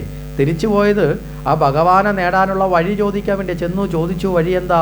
രാമമന്ത്രം, താരക മന്ത്രം ഉപദേശിച്ചു കൊടുത്തു. ആ രാമമന്ത്രം ജപിച്ച് അല്ലേ അദ്ദേഹം ശുദ്ധനായി മാറി. അപ്പോൾ ഏത് വഴികളും ഈശ്വരോന്മുഖമായ ഭാഗ്യമായി നമ്മൾ കരുതിയാൽ ഈ വരുന്ന ദുഃഖങ്ങൾ, ഒരർത്ഥത്തിൽ ഈശ്വരൻ നമുക്ക് ചില ദുഃഖങ്ങളും കഷ്ടതകളും ഒക്കെ വരുത്തുന്നത് ഈശ്വരനിലേക്ക് തിരിയാനുള്ള അവസരമാണ്. മനസ്സിലായില്ലേ? ഈശ്വരനിലേക്ക് തിരിയാനുള്ള അവസരമാണെന്ന് നമ്മൾ മനസ്സിലാക്കുക. നമ്മൾ ആ പുതിയ വഴി ഉണ്ടോയെന്ന് അന്വേഷിക്കണം. അല്ലാതെ നമ്മളിപ്പോൾ പോകുന്ന വഴി കൂടെ തന്നെ പോയിട്ട് അയ്യോ ഈ വഴി മുഴുവൻ ദുഃഖമാണെന്ന് പറഞ്ഞിട്ട് വല്ല കാര്യമുണ്ടോ? അപ്പോൾ നിങ്ങൾ സാധാരണഗതിയിൽ ചിന്തിക്കുക, നിങ്ങളിപ്പോൾ ഒരു റോഡിലൂടെ യാത്ര ചെയ്യുകയാണ്. ആ പോകുന്ന സമയത്ത് ആ റോഡ് മുഴുവൻ കുത്തിപ്പൊളിഞ്ഞ് കട്ടറായിട്ട് കുഴിയൊക്കെ ആയിട്ട് കിടക്കുകയാണ്. അങ്ങനെ കിടക്കുന്ന സമയത്ത് മനസ്സിലായോ? ആ കിടക്കുന്ന സമയത്ത് നിങ്ങൾ അതിലൂടെ തന്നെ യാത്ര ചെയ്തിട്ട് ഈ വഴിയെ കുറ്റം പറഞ്ഞിട്ട് വല്ല കാര്യമുണ്ടോ? യാത്ര ചെയ്തപ്പോൾ പൊട്ടിപ്പൊളിഞ്ഞ റോഡാണെന്ന് ബോധ്യമുണ്ടെങ്കിൽ നിങ്ങൾ എന്ത് ചെയ്യണം? നല്ല വഴി വേറെ വല്ലതും ഉണ്ടോയെന്ന് അന്വേഷിക്കണം. ചിലപ്പോൾ ഇതിനേക്കാൾ കുറച്ചുകൂടി ദൂരം ഉണ്ടാവാം, പക്ഷേ എങ്കിലും നല്ല വഴിയിലൂടെ യാത്ര ചെയ്തൂടെ? ആ അന്വേഷിക്കാതെ വീണ്ടും അതിലൂടെ തന്നെ നമ്മൾ കടന്നു പോയിട്ട് വല്ല കാര്യമുണ്ടോ? അപ്പോൾ ജീവിതത്തിലൊരു ദുഃഖം വരുമ്പോൾ, ഒരു പ്രതിസന്ധി വരുമ്പോൾ, ഒരു പ്രയാസം വരുമ്പോൾ നമ്മൾ ജീവിതത്തെ പ്രാകുകയല്ല വേണ്ടത്. യഥാർത്ഥത്തിൽ ജീവിതത്തിലൊരു തിരിച്ചറിവിൻ്റെ, മനസ്സിലായോ, ഒരു മുഹൂർത്തമാണത്. ആ തിരിച്ചറിവുണ്ടാവണം. ഇവിടെ നമുക്ക് ഒരുപാട് ഉദാഹരണം പറയാൻ പറ്റും. ഇപ്പോൾ ഗുരുവായൂരപ്പനെ ഏറ്റവും കൂടുതൽ മനസ്സുകൊണ്ട് പ്രാർത്ഥിച്ച ആളിൽ ഒരാളാണ് ആര്? പൂന്താനം എന്ന് പറയപ്പെടുന്നത് അല്ലേ? മക്കളുണ്ടാകാതിരുന്ന് ദീർഘകാലം ഭഗവാന്റെ മുന്നിൽ പോയിരുന്ന്, അല്ലാതെ തന്നെ ഭഗവാനെ ഭജിക്കുന്ന ആളാണ്. ഭഗവാന്റെ മുന്നിലിരുന്ന് പ്രാർത്ഥിച്ച ഒടുവിൽ ഒരു കുഞ്ഞ് ജനിച്ചു. ആ കുഞ്ഞിനെ കിട്ടി. വളരെ സന്തോഷത്തോടുകൂടി കുഞ്ഞിനെ സ്നേഹവാത്സല്യത്തോടുകൂടി നോക്കിക്കൊണ്ട് ആ ഭക്തൻ ഗുരുവായൂരപ്പനെയും കുഞ്ഞിനെയും ഒന്ന് തുല്യമായി കണ്ടുകൊണ്ട് ഇങ്ങനെ പോവുക. കുറച്ച് നാൾ കഴിഞ്ഞപ്പോൾ ആ കുഞ്ഞിൻ്റെ വിശേഷപരമായി കുടുംബത്തിൽ ചടങ്ങിനന്ന് ആ കുഞ്ഞ് മരണപ്പെട്ടു. അറിയാതെ സംഭവിച്ചതാണ്, പക്ഷേ മരണത്തിലേക്ക് എത്തപ്പെട്ടു. കുളിപ്പിച്ചു കൊണ്ട് കിടത്തിയപ്പോൾ അമ്മ കുളിപ്പിച്ച് കിടത്തിയിട്ട് ഒരു കുടയെടുത്ത് അടുത്ത് വെച്ചു, പൊടിയൊന്നും പറന്ന് വീഴാതിരിക്കും ഓലക്കുട. കുളിക്ക് കഴിഞ്ഞ് വന്ന ബാക്കി ഇരുന്നുകാരെല്ലാവരും എന്ത് ചെയ്തു? നനഞ്ഞ തുണി കൊണ്ടുവന്ന് ഈ കുടയുടെ അടിയിൽ കുഞ്ഞ് കിടക്കുന്നതെന്ന് അറിയാതെ മേളി വിരിച്ചു. തുണി ഉണങ്ങാൻ വേണ്ടി ഒരാൾ വിരിച്ചാൽ മതിയല്ലോ, പിന്നെ പുറകെ വരുന്നവരെല്ലാം എന്ത് ചെയ്യും? നമ്മളെ ഒരു ശീലം അങ്ങനല്ലേ, ഒരാളൊരു കാര്യം ചെയ്താൽ പുറകെ വരുന്നവരെല്ലാം അത് ചെയ്യും. എല്ലാവരും വിരിച്ചു. ഈ നനഞ്ഞ തുണിക്കുള്ളിൽ കിടന്ന് കുഞ്ഞ് ശ്വാസം മുട്ടി മരിച്ചു. അവസാനം ഈ കുഞ്ഞു മരിച്ച വൃത്താന്തം പറഞ്ഞ് എല്ലാവരും പൊട്ടിക്കരയുകയാണ്. ഈ കുഞ്ഞിനെ എടുത്തുകൊണ്ട് അമ്മ ഓടി അലറിക്കരഞ്ഞുകൊണ്ട് പൂന്താനത്തിൻ്റെ അടുത്ത് വന്നു. പിടിച്ചൊലച്ചുകൊണ്ട് പറഞ്ഞു, നമ്മുടെ കുഞ്ഞു മരിച്ചു. പൂന്താനമായി ഇരുന്നിരിപ്പി കണ്ണുകളടച്ച് കുറേ നേരം ഇരുന്നു. എല്ലാവരും വിചാരിച്ചു പൂന്താനം തകർന്നു. കുറേ നേരം കഴിഞ്ഞ പൂന്താനം ചെറിയൊരു പുഞ്ചിരിയോടുകൂടി കണ്ണു തുറന്നിട്ട് പറഞ്ഞു, ഗുരുവായൂരപ്പന് തോന്നിക്കാണും, ഗുരുവായൂരപ്പനിലുള്ള ശ്രദ്ധ കുറഞ്ഞ് ഈ കുഞ്ഞിലേക്ക് വന്നു എന്ന്. അതുകൊണ്ട് വീണ്ടും ഗുരുവായൂരപ്പനിലേക്ക് എൻ്റെ ശ്രദ്ധ കൊണ്ടുപോകാൻ ഗുരുവായൂരപ്പൻ തന്ന കുഞ്ഞിനെ ഗുരുവായൂരപ്പനങ്ങ് കൊണ്ടുപോകും. ആലോചിച്ച് നോക്കേ, നമ്മളൊക്കെ ആണെങ്കിൽ പിന്നെ ദൈവത്തിന് പ്രാവി ഇല്ലേ, ഇനി ഞാൻ ആ വിശ്വാസം ഇല്ല, ഞാനത് മാറി, ഞാൻ അതുകൊണ്ട് ഈ ദൈവം ശരിയല്ലെന്ന് പറഞ്ഞ് നമ്മൾ പോകും. ഇതാണ് നമ്മുടെ പ്രശ്നം. ഇവിടെ നേരെ മറിച്ച് അതിനെപ്പോലും ശരിയായ പാതയിലേക്ക് ഉണ്ട്. കാരണം എന്താ? ഗുരുവായൂരപ്പനിലുണ്ടായിരുന്ന ശ്രദ്ധ കുറഞ്ഞു എന്ന് ഗുരുവായൂരപ്പൻ നനച്ച് കാണും. അതുകൊണ്ട് കൂടുതൽ ശ്രദ്ധ ഗുരുവായൂരപ്പനിലേക്ക് വരാൻ ഭക്തനായ എന്നെ ഭഗവാൻ ഒന്നുകൂടി ഉയർത്താൻ എന്ത് ചെയ്തു? എനിക്ക് ഇടയ്ക്ക് സ്നേഹിക്കാൻ വന്ന കുഞ്ഞിനെ ഇങ്ങെടുത്തു. എന്നാലും നമ്മൾ നാരദൻ്റെ പൂർവ്വ വൃത്താന്തം പറഞ്ഞപ്പോൾ നമ്മൾ പറഞ്ഞു ഇല്ലേ, അമ്മയായിരുന്നു ഏകാന്ത തലത്തിൽ പോയി തപസ് ചെയ്യാൻ തടസ്സം. അമ്മ സർപ്പത്തിൻ്റെ കടിയേറ്റ് മരിച്ചപ്പോൾ ആ ദാസീപുത്രൻ എന്ത് ചെയ്തു? ആ തടസ്സം മാറിയ ഭാവത്തിൽ പോയി അല്ലേ ഭഗവാനെ പ്രാർത്ഥിച്ചു. അടുത്ത ജന്മം നാരദരായി മാറി. അപ്പോൾ ഇതുപോലെ ഏത് ദുഃഖങ്ങളും ഏത് വേർപാടുകളും നമ്മളെ ഒരർത്ഥത്തിൽ പറഞ്ഞാൽ കുറേ കൂടി നല്ലതിലേക്ക് കൊണ്ടുപോകാനാണ്. ആ നിലയിൽ ചിന്തിക്കണം. ഇവിടെ സുനീതിക്ക് അത് സാധിച്ചു. മനസ്സിലായില്ലേ? സുനീതി മകനോട് എന്തു പറഞ്ഞു? മകനെ, ഭഗവാനെ തപസ് ചെയ്യുക എന്ന് പറഞ്ഞ ഏറ്റവും ശ്രേഷ്ഠമായ കാര്യമല്ലേ വല്യമ്മ പറഞ്ഞത്? അതുകൊണ്ട് എന്ത് ചെയ്യണം? വല്യമ്മയോട് ദേഷ്യമല്ല വേണ്ട, സ്നേഹം വേണ്ടേ. സ്വന്തം മോനോട് പോലും പറയാത്ത ഉപദേശമാണ് മോനോട് പറഞ്ഞു. ഒന്ന് ആലോചിച്ച് ഒരു അമ്മ തിരിച്ചുവിടുന്ന ആ വഴി തിരിച്ചുവിടുന്നത്. സ്വന്തം മകനോട് അവർക്ക് പറയാൻ തോന്നിയില്ല ഭഗവാനെ തപസ് ചെയ്യാൻ, പക്ഷേ നിന്നോടത് പറഞ്ഞു. അപ്പം നിന്നോട് സ്നേഹം കൂടുതലാണ്. അപ്പോൾ ഈ കുഞ്ഞിൻ്റെ മനസ്സിൽ ഒരിക്കലും ഒരു ശത്രുത അവരോടും തോന്നാത്ത, മനസ്സിലായില്ലേ? ഈ ശത്രുത തോന്നുക എന്ന് പറഞ്ഞാൽ നമുക്കൊരാളോട് ശത്രുത തോന്നിയാൽ അയാളേക്കാൾ അത് ദോഷം ചെയ്യുന്ന ആർക്കാ? നമുക്കാണ്. നമ്മുടെ ഉള്ളിലാണത് ഇങ്ങനെ തിളച്ചു മറിയുന്നത്. അയാളെ കാണുമ്പോഴൊക്കെ, അയാൾ നമ്മളെ കണ്ടില്ലെങ്കിൽ നമ്മളയാളെ കാണുമ്പോഴൊക്കെ നമ്മൾ പല്ല് കടിച്ചു മുറുക്കും, നമ്മളെ ഞരമ്പ് വലിഞ്ഞു മുറുകും, ഇല്ലേ? നമ്മൾ അസ്വസ്ഥരാവും, ടെൻഷൻ അടിക്കും, നമ്മളെ ജീവിതം ബോറടിക്കും, ഇതൊക്കെ ആവും. ഇനി അയാളെ കാണുകയെ പോലും വേണ്ട, ഒരാളെ ശത്രുവായി നമ്മൾ വിചാരിച്ചു കഴിഞ്ഞാൽ അയാളെക്കുറിച്ച് ഓർക്കുന്ന സമയത്ത്, അയാളെക്കുറിച്ച് കേൾക്കുന്ന സമയത്ത് ഒന്ന് ഓർമ്മയില്ലെങ്കിൽ അയാൾ വന്നാൽ നമ്മുടെ സ്വസ്ഥത പോത്തില്ലേ? നമ്മുടെ ശാന്തത പോത്തില്ലേ? പോത്തില്ലയോ? മനസ്സിലായോ? അപ്പം ആ ഭാവം ഒന്നും ഉണ്ടാവാതെ ആ കുഞ്ഞിനോട് പറഞ്ഞു, സ്വന്തം മകനേക്കാളും സുരീജിക്ക് നിന്നോട് സ്നേഹമുണ്ട്, മനസ്സിലായില്ലേ? അതുകൊണ്ടാണ് നീ എന്ത് ചെയ്യേണ്ടത്? ഭഗവാനെ തപസ് ചെയ്യാൻ പറഞ്ഞു. അമ്മയും കൂടി പറഞ്ഞപ്പോൾ ഈ കുട്ടി ഉറപ്പിച്ചു, ഇനി ഭഗവാനെ തപസ് ചെയ്യുക, അച്ഛൻ്റെ മടിയിലിരിക്കാനുള്ള അവകാശത്തെ നേടുക എന്നുള്ള നിലയിൽ തന്നെ ആ കുട്ടി അവിടം വിട്ട് പുറത്തോട്ട് പോവാണ്. തപസ് ചെയ്യാൻ അറിയില്ല, എങ്ങനെ ഭഗവാനെ പൂജിക്കണമെന്നറിയില്ല, ഇതൊന്നും അറിയില്ല. ആകെ ഒരു തീരുമാനം എന്താ? ഈശ്വരനെ കണ്ടേ ഞാൻ വരികയുള്ളൂ, ഈശ്വരനെ കാണണം, ഈശ്വരനെ ദർശിക്കണം. ഈ ഒരൊറ്റ ആഗ്രഹത്തിലാണ് പോകുന്നത്. വേറെ ഒരാഗ്രഹവും ഈ കുട്ടിയിൽ അവശേഷിച്ചില്ല. അങ്ങനെ ഈ കുട്ടി പോവുകയാണ്.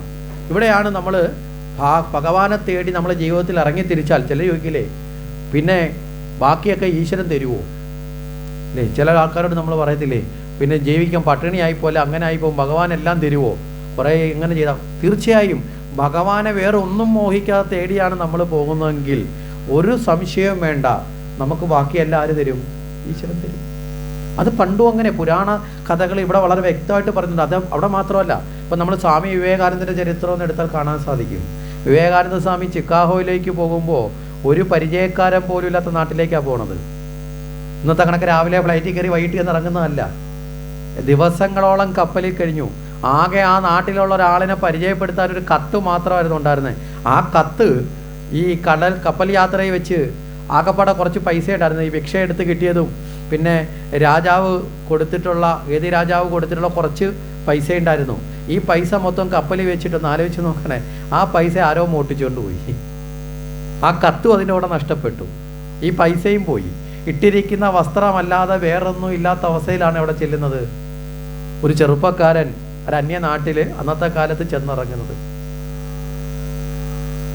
സഹായിക്കാൻ ആരുമില്ല. ആ അവസ്ഥയിൽ ചെന്നു. എങ്ങോട്ട് പോകണമെന്നറിയില്ല. വിശന്ന് തളർന്നു പോയി തെരുവിൽ കിടന്നു. ആ സമയത്ത് ഒരമ്മ ഭക്ഷണവുമായിട്ട് ഇദ്ദേഹത്തെ തേടി വന്ന് വിളിച്ചു. ഇദ്ദേഹം പറഞ്ഞു, അമ്മയ്ക്ക് ആള് തെറ്റിക്കാണും, കലശലായ വിശപ്പുണ്ട്, 2 ദിവസം കഴിഞ്ഞ് ആഹാരം കഴിച്ചിട്ട്. എന്നിട്ടും അദ്ദേഹം പറഞ്ഞു, അമ്മയ്ക്ക് ആള് തെറ്റിക്കാണും. കാരണം അമ്മ വേറെ ആരോ തിരക്കിയായിരിക്കും വന്നത് ഭക്ഷണമായിട്ട്. അമ്മ ഉദ്ദേശിച്ച ആളല്ല, കാരണം എന്നേക്ക് ഇവിടെ ഭക്ഷണം തരാൻ വേണ്ടി ആരും ഇവിടെ ഇല്ല. അപ്പോൾ ആ അമ്മ പറഞ്ഞത്, ആ സ്ത്രീ പറഞ്ഞു, അല്ല, ഞാൻ ഉറങ്ങുന്ന വേളയിൽ നിങ്ങളുടെ രൂപത്തെ ഞാൻ കണ്ടു, ഇങ്ങനെ ഇന്ന സ്ഥലത്ത് നിങ്ങൾ കിടക്കുന്നത് ഞാൻ കണ്ടു. നിങ്ങൾക്ക് ഭക്ഷണം തരാൻ എന്നോട് ആ ഉറക്കത്തിൽ ആവശ്യപ്പെട്ടതനുസരിച്ചിട്ടാണ് ഞാൻ ഭക്ഷണമായി വന്നത്. നമ്മളൊന്ന് ആലോചിച്ച്, ആരാണ് ആ സ്വപ്നത്തിൽ അത് കാട്ടിയത്? ഈശ്വരനാണ്. ആ ഭക്ഷണം കൊണ്ടുവന്ന് കൊടുത്തു. എന്നിട്ട് അദ്ദേഹത്തെ വീട്ടിലേക്ക് ക്ഷണിച്ചു. ആ വീട്ടിൽ അതിഥിയായി അദ്ദേഹത്തെ താമസിപ്പിച്ചു. എന്നിട്ട് അവര് മറ്റൊരു വലിയ മഹാത്മാവായിട്ടുള്ള ഒരു പ്രൊഫസറെ പരിചയപ്പെടുത്തി കൊടുത്തു. അദ്ദേഹത്തിനെ കൊണ്ടാണ് ആ മതസമ്മേളനത്തിലേക്ക് പോകാനുള്ള പരിചയക്കത്ത് മേടിക്കുന്ന അദ്ദേഹത്തിൻ്റെ കയ്യിൽ നിന്നാണ്. മനസ്സിലായില്ലേ? അദ്ദേഹം ആ കത്തിനകത്ത് എഴുതിയൊരു വാക്കുണ്ട്, സൂര്യന് പ്രകാശിക്കാൻ ആരുടെ അനുവാദം ആവശ്യമില്ല. അതുപോലെയാണ് ഭാരതത്തിൽ വന്ന ഈ യോഗി. അദ്ദേഹത്തിന് അവസരം കൊടുത്തില്ലെങ്കിൽ ഈ മതമഹാസമ്മേളനം വെറും ഒരു നാടകമായി മാറും. ആ കത്തുമായിട്ട് അവിടെ ചെല്ലുന്നത് ഏറ്റവും പ്രായം കുറഞ്ഞ ആള്, പക്ഷെ ആദ്യത്തെ പ്രഭാഷകനായി ആ പ്രസംഗത്തിലൂടെ 2.5 മിനിറ്റ് കൊണ്ട് ആ ലോകത്തിനെ മുഴുവൻ തൻ്റെ കാഴ്ചയിൽ കൊണ്ടുവന്നു. 2.5 മിനിറ്റ് സമയം ഒന്ന് ആലോചിച്ച് നോക്കുക. അദ്ദേഹത്തിൻ്റെ 2.5 മിനിറ്റ് വാക്കുകളുടെ ആ ശക്തി കൊണ്ട് അവിടെ ഇരുന്നവർ അതിനെക്കുറിച്ച് പറയുന്നത്, പിന്നീട് പറയുന്നത് ഇങ്ങനെയാണ്, 2.5 മിനിറ്റ് പ്രസംഗത്തിന് 3.5 മിനിറ്റ് കയ്യടി. നമ്മളൊന്ന് ആലോചിച്ച് നോക്കുക. നിലയ്ക്കാത്ത കയ്യടിയിൽ നിന്നുകൊണ്ട് ഭാരതത്തിൻ്റെ മഹത്വത്തെ വിളിച്ചു പറഞ്ഞു. പിന്നീട് എല്ലാ ദിവസവും ഓരോ സെക്ഷൻ തുടങ്ങുന്നതിന് മുമ്പും പറയും, വിവേകാനന്ദം പ്രസംഗിക്കണം, വിവേകാനന്ദം പ്രസംഗിക്കണം എന്ന് ജനക്കൂട്ടം പറയാൻ തുടങ്ങി. അവസാനം ചിക്കാഗോയിൽ നിന്ന് തിരിച്ചു വരുന്ന അദ്ദേഹത്തിനെ വരവേറ്റത് വളരെ ശ്രേഷ്ഠമായിട്ടാണ് ഭാരതം, ഇല്ലേ? നമ്മളൊന്ന് ആലോചിച്ച് നോക്കുക. ഇതൊക്കെ കൊടുത്തതാരാ? ഈശ്വരനാണ്. ഈശ്വരീയമായ കാര്യങ്ങൾക്ക് നമ്മൾ പുറപ്പെട്ടാൽ ഈശ്വരൻ നമ്മളത് ദത്തെടുക്കും. ഇവിടെയും സംഭവിച്ചതാണ്. ധ്രുവന ഭഗവാൻ അങ്ങ് ദത്തെടുക്കുക ചെയ്യുന്നത്. എങ്ങനെയാണ് ദത്തെടുത്തത്? അവിടെ ഗുരുവായി ഇപ്പം വേണ്ടതാരാ? ഒരു ഗുരുവാണ്, വഴികാട്ടിയാണ്, അല്ലേ? വഴി അറിയാതാണ് പോകുന്നത്, എങ്ങനെ എന്ത് ചെയ്യണമെന്നറിയില്ല. അപ്പോൾ ആ ഗുരുവായിട്ട് ആര് വരുന്നു? നാരദർ വന്നു.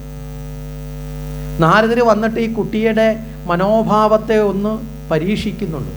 നാരദർ പറയുന്നുണ്ട്, ഹേ കുട്ടി, നീ വളരെ കുഞ്ഞാണ്, 5 വയസ്സേ ഉള്ളൂ, അമ്മയുടെ അച്ഛനെ ലാളനയേറ്റ് ജീവിക്കേണ്ട പ്രായമാണ്. നീ ഉദ്ദേശിക്കുന്ന കണക്കുള്ള ഭക്ഷണങ്ങളൊന്നും ഇവിടെ കിട്ടില്ല. കാരണം കുട്ടികൾക്ക് താല്പര്യം എന്തിനോടാ? ഭക്ഷണത്തിനോടൊക്കെയാണ്, അല്ലേ? നല്ലതുപോലെ ഉറങ്ങാൻ പറ്റില്ല. കാരണം പട്ടുമെത്തയോ പുതപ്പോ വല്ല ഇവിടെ ഉണ്ടോ? ഒന്നുമില്ല. നല്ല രീതി. പിന്നെയോ ഭയപ്പെടുത്തുന്ന ശബ്ദങ്ങളുണ്ടാവും, ക്രൂര മൃഗങ്ങളുണ്ടാവും. മനസ്സിലാവുന്നുണ്ടോ? കാലുകളിൽ പോലും കൊച്ചുകുട്ടികളൊക്കെ ഈ കല്ലുമുള്ളിൽ നടക്കുന്ന പല പ്രയാസമാണ്. നിനക്ക് നടന്നു പോകാൻ പറ്റാത്ത കണക്കുള്ള അപകടകരമായ പാതയാണുള്ളത്. രാത്രി കാലത്തിൽ നല്ല കൊടും തണുപ്പായിരിക്കും. മറ്റു കാലാവസ്ഥയൊക്കെ അതുപോലെ തന്നെ. പകല് നല്ല സൂര്യപ്രകാശം. ഇതിനെയൊന്നും തടഞ്ഞു നിർത്താനോ താങ്ങാനോ ഇല്ല. നല്ലതുപോലുള്ള ഭക്ഷണങ്ങളുണ്ടാവില്ല. മനസ്സിലായില്ലേ? കാട്ടുചോലയിലെ വെള്ളമൊക്കെ കുടിച്ച് ജീവിക്കുക എന്ന് പറഞ്ഞ് നീ ചിന്തിക്കുന്നതിനപ്പുറമാണ്. ഇതെല്ലാം പറഞ്ഞു. സാധാരണ ഒരു കൊച്ചുകുട്ടിയാണ് ഇതെല്ലാം കേട്ടാൽ പറയോ വേണ്ടായെന്ന് പറഞ്ഞ് തിരിച്ചു ഓടൂല്ലേ? ചില കുട്ടികൾ വാശിയൊക്കെ എടുത്ത് വീട്ടിൽ നിന്ന് ഞാൻ ഇനി ഇവിടെ നിൽക്കുന്നില്ല, വീട്ടിൽ നിന്ന് പോകാമെന്നൊക്കെ പറഞ്ഞ് ഇറങ്ങി പോകുന്നതാണ്. പോയിട്ട് 1 മണിക്കൂർ കഴിയുമ്പോൾ തിരിച്ചു വരും. എന്താ കാര്യം? അപ്പോൾ തന്നെ വീട്ടിലെ അച്ഛനും അമ്മയും പറയും, പോയിട്ട് ഇനി വരുമെന്ന്. എന്താ കാര്യം? കുറേ കഴിയുമ്പോൾ വിശപ്പ് കയറുമ്പോൾ എന്ത് പറ്റും? അന്നേരം അവനറിയുന്ന വേറെ ഒന്നും കിട്ടാനില്ല. ശരിയല്ലേ? ചില കുട്ടികളൊക്കെ വീട്ടിൽ ഈ വാശി കൂടി അമ്മയോട് അച്ഛനോടൊക്കെ വഴക്കൂടിയിട്ട് പറയും ഇനി ഞാൻ വരത്തില്ല എന്നൊക്കെ പറഞ്ഞു പോകും. അപ്പോഴേ അച്ഛൻ ഭാഗത്ത് നിന്നോട് അറിയാവുന്നവർ പറയാം, അത് കുഴപ്പമില്ല, ഉച്ചയാകുമ്പോൾ ഇനി വരും. കാര്യം എന്താ? വിശക്കുമ്പോൾ വേറെ ആരും കൊടുക്കില്ല. കൂടിപ്പോയാൽ 1 നേരം കൊടുക്കും, 2ാമത്തെ നേരം കൊടുക്കുമോ? മനസ്സിലായില്ലേ? ഇനി തിരിച്ചു വരും.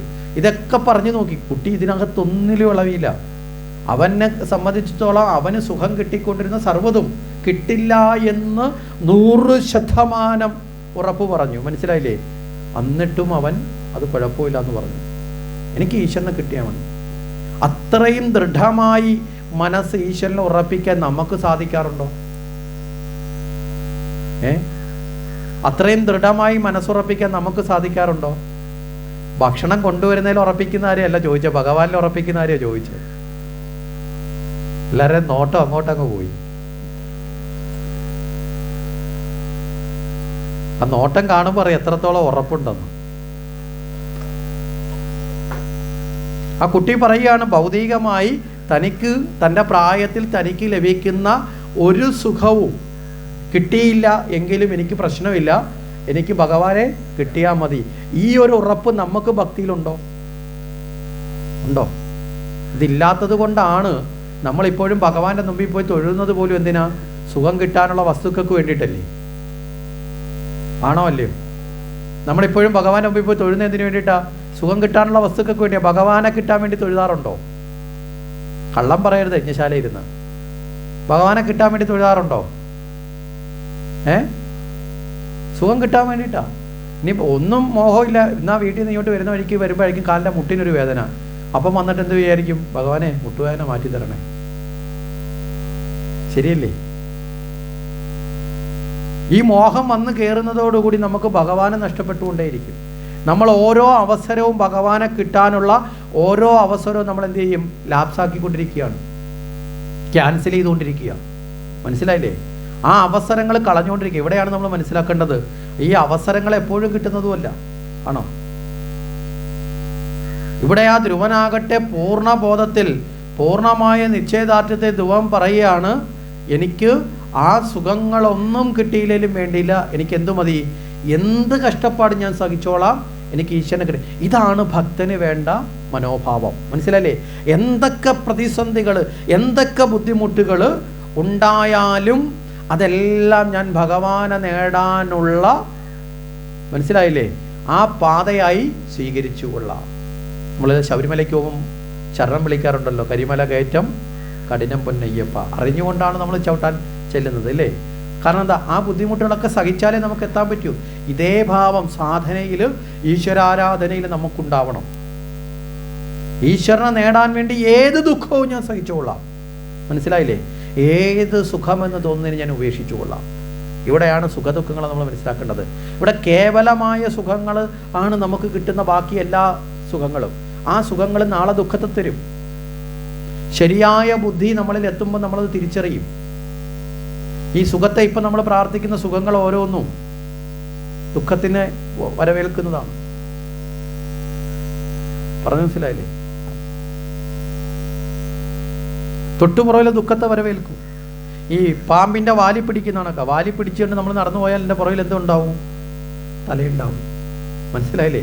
നമ്മൾ മേടിക്കുന്ന സുഖത്തിൻ്റെ പുറകിൽ കറങ്ങിയത് വരും. നിങ്ങൾ സുഖമെന്ന് കണ്ടെത്തിയ ഏത് വസ്തുവിനെയും ശാശ്വതമായ സുഖം തരാൻ സാധിച്ച വസ്തുക്കളുണ്ടെങ്കിൽ ഒന്ന് പറ. ഒന്ന് പറഞ്ഞു നോക്ക്.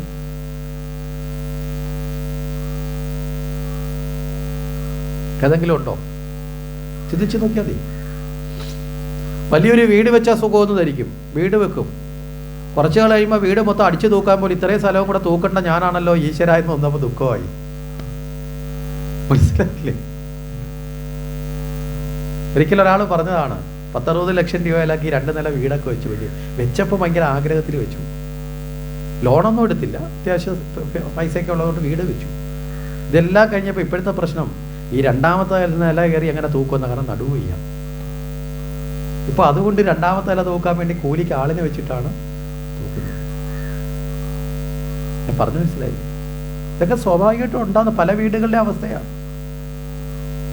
പിന്നെ വർഷാവർഷം ഒന്ന് പെയിന്റ് അടിക്കണമെങ്കിൽ എത്ര രൂപ വേണം? അപ്പോൾ അത് അതിനേക്കാളും വലിയ പ്രശ്നം.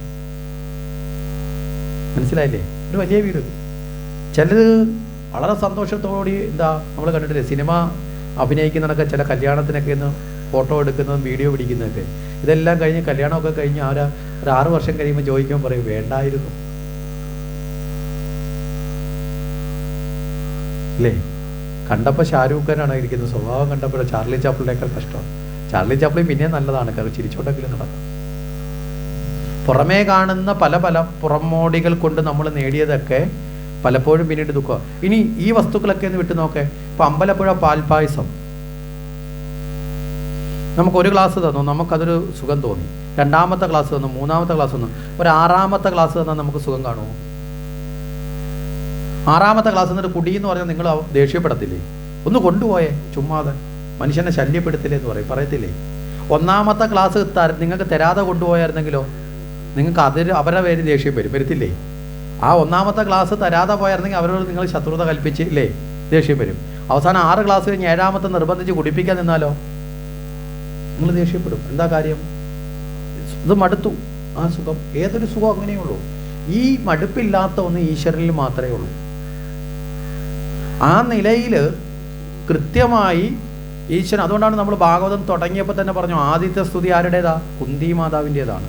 കുന്തി മാതാവ് ഭഗവാനെ പ്രാർത്ഥിച്ച് എങ്ങനെ? ഭഗവാനെ ദുഃഖം മാത്രം തന്നാലും. മനസ്സിലായില്ലേ? ഈ ദുഃഖങ്ങളൊക്കെ ഉള്ളപ്പോൾ എൻ്റെ മനസ്സ് എപ്പോഴും നിന്നെ ഓർക്കും, എപ്പോഴും നിന്നെ ഓർക്കുക, നിന്നെ വിളിക്കുക. ഇതാണ് എനിക്ക് ഇഷ്ടം. പറഞ്ഞു മനസ്സിലായോ?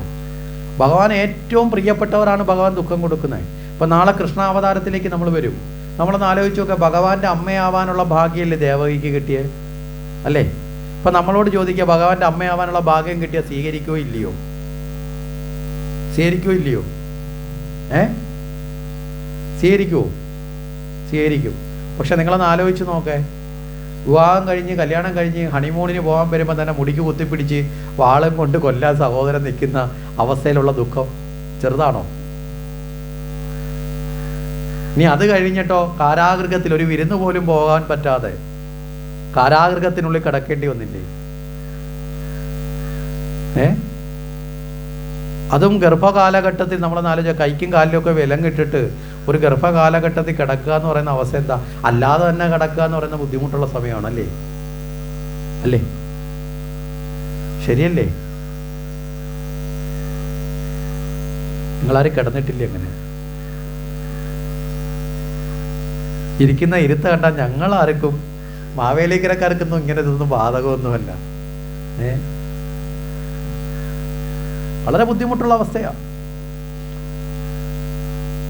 പലരുടെയും സഹായം തന്നെ വേണ്ടി വരുന്ന അവസ്ഥയിലാണ് ഇത്. ആരുടെ സഹായം ഇല്ലാതെ വിലങ്ങും കൂടി ഇട്ടേക്കുന്നത് അല്ലേ? ഇനി അത് കഴിഞ്ഞ് പെറ്റി വീഴുന്ന ഓരോ കുഞ്ഞും സ്വന്തം കൺമുമ്പിൽ അല്ലെങ്കിൽ മരണത്തിലേക്ക് പോകുന്നത് കാണേണ്ടി വന്നില്ലേ? ഏതെങ്കിലും ഒരു അമ്മയ്ക്ക് സഹിക്കാൻ പറ്റുമോ? ഏഴാമത് വന്ന കുഞ്ഞ് ഉദരത്തിൽ നിന്ന് വേറെ എവിടെയോ പോയി എങ്ങോട്ടാ പോയെന്ന് പോലും അറിയില്ല. എട്ടാമത് വന്ന കുഞ്ഞ് ജനിച്ച ഉടനെ തന്നെ സ്വന്തം അടുത്തുനിന്ന് പോകേണ്ടി വന്നു. പകരം മറ്റൊരാളുടെ കുഞ്ഞിനെ തൻ്റെ കുഞ്ഞിന് വേണ്ടിയിട്ട് പകരമെടുക്കേണ്ടി വന്ന അവസ്ഥ. ഇതൊക്കെ സഹിക്കാൻ പറ്റുന്നതാണോ? ആലോചിച്ച് നോക്കുക. ഭഗവാന്റെ അമ്മയായി വന്ന ദേവകിക്ക് പോലും ഇത്രയും കാരണം ഭഗവാൻ ഏറ്റവും പ്രിയപ്പെട്ടവർക്കാണ് ഭഗവാൻ ദുഃഖം കൊടുക്കുന്നവരർത്ഥത്തിൽ പറഞ്ഞു. കാരണം ഭഗവാൻ ഇഷ്ടമില്ലാത്തവർക്ക് ഭഗവാൻ സുഖം കൊടുത്തുകൊണ്ടിരിക്കും. അവർക്ക് സമ്പത്തും മറ്റുള്ള എല്ലാ സുഖവും കൊടുക്കും. എന്താ കാര്യം എന്നറിയോ? അവൻ എന്നെക്കുറിച്ച് ഓർക്കരുത്, അവൻ അതിനകത്ത് ഇങ്ങനെ പൊയ്ക്കോണം. കാര്യം എന്താ? അവൻ ഒരിക്കലും എന്നിലേക്ക് വരാൻ യോഗ്യനല്ല. മനസ്സിലായില്ലേ? നേരെ മറിച്ച് ഭഗവാൻ ഏറ്റവും പ്രിയപ്പെട്ടവൻ ഭഗവാൻ ദുഃഖം കൊടുത്തുകൊണ്ടിരിക്കും. കാരണം അവൻ എപ്പോഴും എന്നെ ഓർത്ത് എന്നിലേക്ക് വേണം. ഇവിടെ കൃഷ്ണനെക്കുറിച്ച് പറയുന്ന അങ്ങനെ ഒരു പ്രത്യേകതയുള്ളൊരു ഈശ്വരനും കൂടെ. പുറമേ കാണാനുള്ള സൗന്ദര്യം പ്രവൃത്തിയിലില്ല കേട്ടോ. നമ്മൾ കൃഷ്ണനെ കാണുമ്പം ഭയങ്കര സൗന്ദര്യമാണ്, കൃഷ്ണൻ നമ്മളെ കാണുമ്പോൾ നേരെ തിരിച്ചാണ്. മനസ്സിലായില്ലേ? നമ്മൾ കൃഷ്ണനെ തേടി പോകും, കൃഷ്ണൻ ഭയങ്കര സ്നേഹനിധിയാണ്, ദയാലുമാണ്. പക്ഷെ കൃഷ്ണൻ നമ്മളെ കാണുമ്പോൾ ഏറ്റവും ക്രൂരനായ ഈശ്വരന്മാരിൽ ഒരാളാണ് കൃഷ്ണൻ എന്നാണ് പറയുന്നത്. കാരണം ഒരുവനെ തന്നിലേക്ക് കൊണ്ടുവരാൻ വേണ്ടി കഠിന പരീക്ഷണങ്ങൾ നടത്തി അവൻ എന്നെ തന്നെയാണോ ഭജിക്കുന്നതെന്ന് അറിയാൻ വേണ്ടി അവനെ എല്ലാ തരത്തിലുള്ള കഷ്ടപ്പാടുകളും, ആരോഗ്യം നശിപ്പിക്കും, സമ്പത്തില്ലാതാക്കും, ബന്ധുക്കളെ കൊണ്ട് തെള്ളിപ്പറയിക്കും, ഉറ്റവരെ ഉടയവരെ കൊണ്ട് തെള്ളിപ്പറയിക്കും. മനസ്സിലായിരുന്നുണ്ടോ?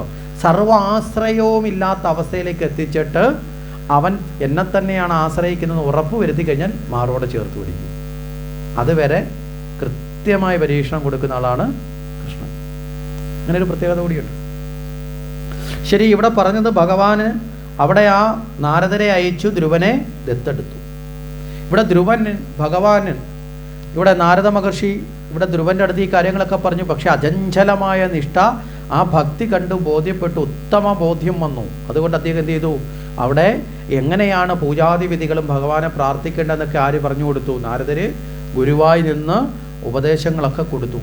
ഈ ഉപദേശങ്ങളെല്ലാം കൊടുത്തിട്ട് ഭാഗവതത്തിന്റെ മൂലമന്ത്രം ഉപദേശിച്ചു. എന്താ ഭാഗവതത്തിന്റെ മൂലമന്ത്രം? ഭാഗവതത്തിന്റെ മൂലമന്ത്രം എന്താ? ഉറക്കപ്പറ, ഒന്നുകൂടെ ഒന്ന് ഉറക്കപ്പറ. അങ്ങനെങ്കിലും നമ്മളൊന്ന് ഉറക്ക നാമം ജപിക്കും. പറഞ്ഞേ, ഉറക്കപ്പറ. ഓം നമോ ഭഗവതേ വാസുദേവായ.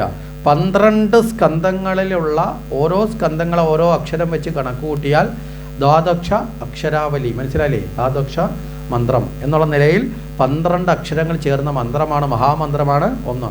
ഭാഗവതത്തിൻ്റെ മൂലമന്ത്രം നമ്മളൊന്ന് ആലോചിച്ച് നോക്കുക. ഈ മൂലമന്ത്രം എത്രയോ വലിയ ഭക്തന്മാരുണ്ടായിരുന്നില്ലേ, പ്രായം കൊണ്ട് മുതിർന്നവർ. അവർക്കൊന്നും ഉപദേശിക്കാതെ, മഹർഷിമാരുടെ ചരിതം വരുന്നുണ്ട്, അവർക്ക് ഉപദേശിക്കാതെ ഈ മൂലമന്ത്രം ആർക്കാണ് ഇവിടെ ഉപദേശിക്കപ്പെട്ടത്? ഒരു കൊച്ചുകുട്ടിക്കാണ്. മനസ്സിലാവുന്നുണ്ടോ? അപ്പോൾ ആ കൊച്ചുകുട്ടിക്ക് ആ മൂലമന്ത്രം ഉപദേശിച്ചു കൊടുത്തു. ധ്രുവൻ ഭഗവാനെ തപസ് ചെയ്ത് ഭഗവാനെ പ്രത്യക്ഷപ്പെടുത്തി. ആ ഭഗവാന്റെ അനുഗ്രഹം നേടി. ഭഗവാൻ തൻ്റെ ശംഖ് കൊണ്ട് തന്നെ തലോടി. അങ്ങനെ ധ്രുവ പദവി എന്ന സ്ഥാനം ആർക്ക് കൊടുത്തു? ധ്രുവന് കൊടുത്തു. അങ്ങനെ ദീർഘകാലം ധ്രുവൻ പിന്നീട് രാജ്യം ഭരിച്ചു. ആ രാജ്യം ഭരിക്കുന്ന സമയത്ത് അദ്ദേഹത്തിൻ്റെ ജ്യേഷ്ഠനായ ഉത്തമനെ യക്ഷന്മാർ വധിച്ചു. ആ വൃത്താന്തം പറഞ്ഞ അദ്ദേഹം ആ യക്ഷന്മാരെ യുദ്ധം ചെയ്തു. ആ യുദ്ധത്തിൻ്റെ ഒടുവിൽ യക്ഷന്മാരെ യുദ്ധം ചെയ്ത് പരാജയപ്പെടുന്ന അവസ്ഥ വന്നപ്പോൾ അദ്ദേഹത്തിൻ്റെ മുത്തച്ഛനായ സ്വയംഭൂ മനു തന്നെ വന്ന് അവിടെ അകാരണമായി ഇനി അവരെ വധിക്കേണ്ട ആവശ്യമില്ല എന്ന് പറഞ്ഞ് ധർമ്മബോധത്തെ കൂടി പകർന്നു. അത് കഴിഞ്ഞ് തൻ്റെ രാജാ അധികാരങ്ങളെല്ലാം മക്കൾക്കെല്ലാം ഏൽപ്പിച്ചു കൊടുത്തു, അനന്തരാവകാശികൾക്ക് കൊടുത്തു. സ്വസ്ഥമായ മനസ്സോടെ, ശാന്തിയായ മനസ്സോടെ അവിടെ ഭഗവാൻ നൽകിയ ധ്രുവപദത്തിലേക്ക്, വൈകുണ്ഠ ലോകത്തിൻ്റെ മുന്നിലായി ധ്രുവസ്ഥാനം എന്ന് പറഞ്ഞ ആ സ്ഥാനത്തേക്ക് ആര് പോയി? ധ്രുവൻ പോയി. എല്ലാ കാലത്തും ആ ധ്രുവപാദം തേടി ധ്രുവപദത്തിലേക്ക് പ്രാപിച്ചു. നമ്മളിവിടെ മനസ്സിലാക്കേണ്ടത് കേവലം 5 വയസ്സുള്ളപ്പോൾ 5 മാസത്തെ തപസ്സുകൊണ്ട്, കാരണം മനഃശുദ്ധിയോടുകൂടി 5 ഇന്ദ്രിയങ്ങളെ നിയന്ത്രിച്ച് കഴിഞ്ഞപ്പോൾ ഭഗവാനെ നേടിയവനായി ആര് മാറി? ധ്രുവൻ മാറി. അപ്പോൾ ആ ഒരർത്ഥത്തിൽ ഭഗവാനെ നേടുന്നത് ഏതെങ്കിലും പ്രായത്തിലാണോ എന്ന് ചോദിച്ചാൽ, അല്ലെങ്കിൽ ഈ കാര്യങ്ങളൊക്കെ നമ്മുടെ കുഞ്ഞുങ്ങൾ പഠിക്കേണ്ട പ്രായം എപ്പോഴാണ് ചോദിച്ചാൽ മനസ്സിലായില്ലേ? ആ ഘട്ടം മുതൽ തന്നെ. കാരണം എന്താ?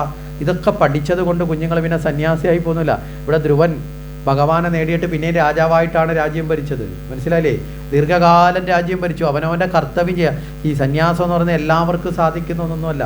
അതിനൊരു നിമിത്തവും ഭാഗ്യവും ഉള്ളവർ മാത്രമേ അതിലാവുള്ളൂ. മനസ്സിലായില്ലേ? അല്ലാതെ ചിലർ പോയാൽ തന്നെ പോയ വഴിക്ക് തിരിച്ചിഞ്ഞ് പോരും. അത് സത്യമാണ്. പോയാൽ പോലും തിരിച്ചിഞ്ഞ് പോരും. അല്ലാതെ ചെല്ലുമ്പോൾ ജീവിതത്തിൽ നിന്ന് ഒളിച്ചോടി താമസിക്കേണ്ട സ്ഥാനമൊന്നുമല്ല സന്യാസം എന്ന് പറയുന്നത്. വളരെ കഠിനമായ നിഷ്ഠയുള്ളതാണ്. വളരെ കഠിനമായ നിഷ്ഠ. നമ്മളിപ്പോൾ ഈ പ്രയാഗയിലെ കുംഭമേളയൊക്കെ നടക്കുമ്പോൾ ഭാരതത്തിലെ സന്യാസി പരമ്പരയുടെ അത്ഭുതങ്ങളെക്കുറിച്ച് ലോകം ചർച്ച ചെയ്ത് തുടങ്ങിയിട്ടുണ്ട്. അതിൽ ഒരു 4-5 ദിവസം മുമ്പ് ഒരു സ്വാമി അവിടെ സ്നാനം ചെയ്യാൻ വേണ്ടി അദ്ദേഹത്തെ കൊണ്ടുവന്നൊരു വണ്ടിക്കകത്താണ്. എന്താ വണ്ടിക്കകത്ത് കൊണ്ടുവരുന്ന വെച്ചാൽ അദ്ദേഹത്തിനൊരു കഠിനമായ തപസ്സുണ്ട്. 7-8 വർഷത്തിൽ കൂടുതലായി ഒറ്റക്കാലിലാണ് അദ്ദേഹം. മനസ്സിലായില്ലേ? ഒരൊറ്റക്കാലിലാണ് എപ്പോഴും നിൽക്കുന്നത്. കിടക്കില്ല, ഇരിക്കില്ല, ഉറങ്ങില്ല. ഒറ്റക്കാലിൽ. അത്ഭുതമാണ്. വിദേശിയായിട്ടുള്ള ആളാണ്. ഭാരതത്തിൽ വന്ന് അദ്ദേഹത്തെക്കുറിച്ച് ആനന്ദവനം, സ്വാമി ആനന്ദവനം വളരെ കൃത്യമായിട്ട് അവിടുത്തെ സന്യാസിമാരുടെ പ്രത്യേക സവിശേഷതകളെക്കുറിച്ചിട്ട് അദ്ദേഹം ഒരു ചാനലിനകത്ത് കൃത്യമായിട്ട് പറയുന്നുണ്ട്. അവിടുത്തെ ഈ മഹാകുംഭമേളയ്ക്കൊക്കെ നേതൃത്വം കൊടുക്കുന്ന ആളാണ് ആ സ്വാമി ആനന്ദവനം. മലയാളി ആയതുകൊണ്ട് അദ്ദേഹം മലയാളത്തിലാണ് അതിനെക്കുറിച്ച് പറയുന്നത്. അതൊക്കെ നമ്മുടെ ഈ സോഷ്യൽ മീഡിയയിലെ യൂട്യൂബിനകത്തൂടെയൊക്കെ അദ്ദേഹത്തിൻ്റെ അഭിമുഖം ഇങ്ങനെ വരുന്നുണ്ട്. അത് നിങ്ങൾ കേട്ടാൽ നമ്മൾ ഞെട്ടിപ്പോവും. ഒറ്റക്കാലിൽ വ്രതമെടുത്തിട്ട് ആ ഒരൊറ്റക്കാലിലെ വ്രതം അനുഷ്ഠാനം കൊണ്ട് ഏതാണ്ട് വർഷങ്ങളോളം ഒരു മനുഷ്യൻ തപസാചരിക്കുക എന്ന് പറഞ്ഞാൽ ഒന്ന് ആലോചിച്ച് നോക്കേ. കാലങ്ങളോളം ഭക്ഷണം കഴിക്കാതെ ജീവിക്കുന്ന ആൾക്കാരുണ്ടെന്നാണ് പറയുന്നത്. നമ്മളൊക്കെ ഒരു നേരത്തെ ഭക്ഷണം പോയാൽ അല്ലേ നമ്മുടെയൊക്കെ സ്വഭാവം മാറും. ഇവിടെ ഇരുന്ന് ഭാഗവതമൊക്കെ കേട്ട് കുറേ സമയം കഴിഞ്ഞ് പ്രഭാഷണം തീർന്നപ്പോൾ ഓടി അപ്പുറത്തോട്ട് ചെന്നപ്പോഴാണ് ആഹാരം തീർന്നു പോയി, അല്ലെങ്കിൽ സാമ്പാറില്ല, രസം മാത്രമേ ഉള്ളൂ. പിന്നെ അപ്പോഴത്തേക്ക് പിന്നെ നിങ്ങളുടെ സ്വഭാവം എങ്ങനെ ആയിരിക്കും?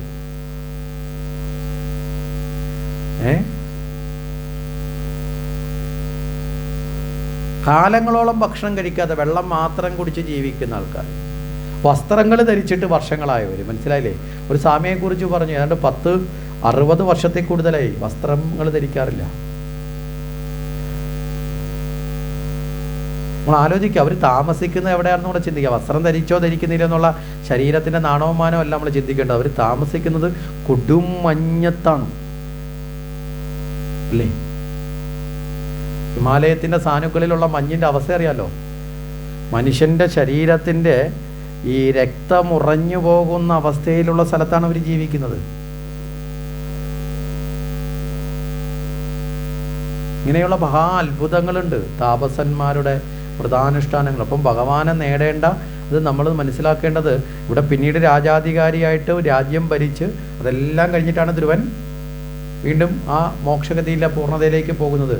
അതുകൊണ്ട് നമ്മുടെ കുട്ടികളെ ഏത് കാലഘട്ടത്തിലാണോ ഇതൊക്കെ അറിയേണ്ടത് ആ കാലഘട്ടത്തെ മനസ്സിലാക്കി അതിലേക്ക് നമ്മളെ കുട്ടികളെ നയിക്കാൻ മാതാപിതാക്കൾ തയ്യാറാവണം. ധ്രുവൻ എങ്ങനെയാണോ നമ്മളൊന്ന് ആലോചിക്കുക, അച്ഛൻ്റെ മടിയിലിരിക്കാൻ വേണ്ടി തപസ് ചെയ്യാൻ വന്ന ആളാണ് അല്ലേ? അവസാനം ഭഗവാനെ നേടിയപ്പോഴോ അച്ഛൻ്റെ മടിയിലിരിക്കുക എന്നുള്ളതിനേക്കാളും വലുതായി ഭഗവാന്റെ മടിത്തട്ട് സ്വന്തമായി കിട്ടിയെന്ന് പറയേണ്ടി വരും. മനസ്സിലായോ? ഒരിക്കലും നഷ്ടപ്പെടാത്ത ധ്രുവപദവി. അച്ഛൻ്റെ മടിത്തട്ട് എന്നും സ്ഥിരമായിട്ടുള്ളതാണോ? അച്ഛൻ വേണം എണീക്കാൻ പറയുമ്പോൾ അച്ഛന് മറ്റു കാര്യത്തിന് പോകുമ്പോൾ എണീപ്പിച്ചു വിടും. അതല്ലെങ്കിൽ അച്ഛൻ എല്ലാ കാലത്തും ഉണ്ടാവുമോ? ഒരു കാലഘട്ടം കഴിഞ്ഞാൽ ഇനി അച്ഛൻ കുറേ നാൾ ഇവിടെ കഴിഞ്ഞുണ്ടെങ്കിൽ തന്നെ അച്ഛന് പ്രായമായി കഴിഞ്ഞാൽ മകന് കയറി മടിത്തട്ടിൽ ഇരിക്കാൻ പറ്റുമോ? നമുക്കറിക്കെങ്കിലും പണ്ട് ഞാൻ അമ്മയുടെ മടിയിലിരുന്നാണെന്നും പറഞ്ഞ് നമ്മളിപ്പോൾ ഓടിച്ചെന്ന് അമ്മയുടെ മടിയിലിരുന്ന നാട്ടുകാർ ഓട്ടിക്കില്ലേ? എന്താ കാരണം? അമ്മയ്ക്കിപ്പോൾ 10, 60, 75 വയസ്സാകുമ്പോഴാണ് 10, 45 വയസ്സുള്ള മകൻ ചെന്ന് മടിയിലിരുന്ന് അമ്മയെ ബുദ്ധിമുട്ടിക്കില്ലല്ലേ? അല്ലേ? പറഞ്ഞു മനസ്സിലായില്ലേ?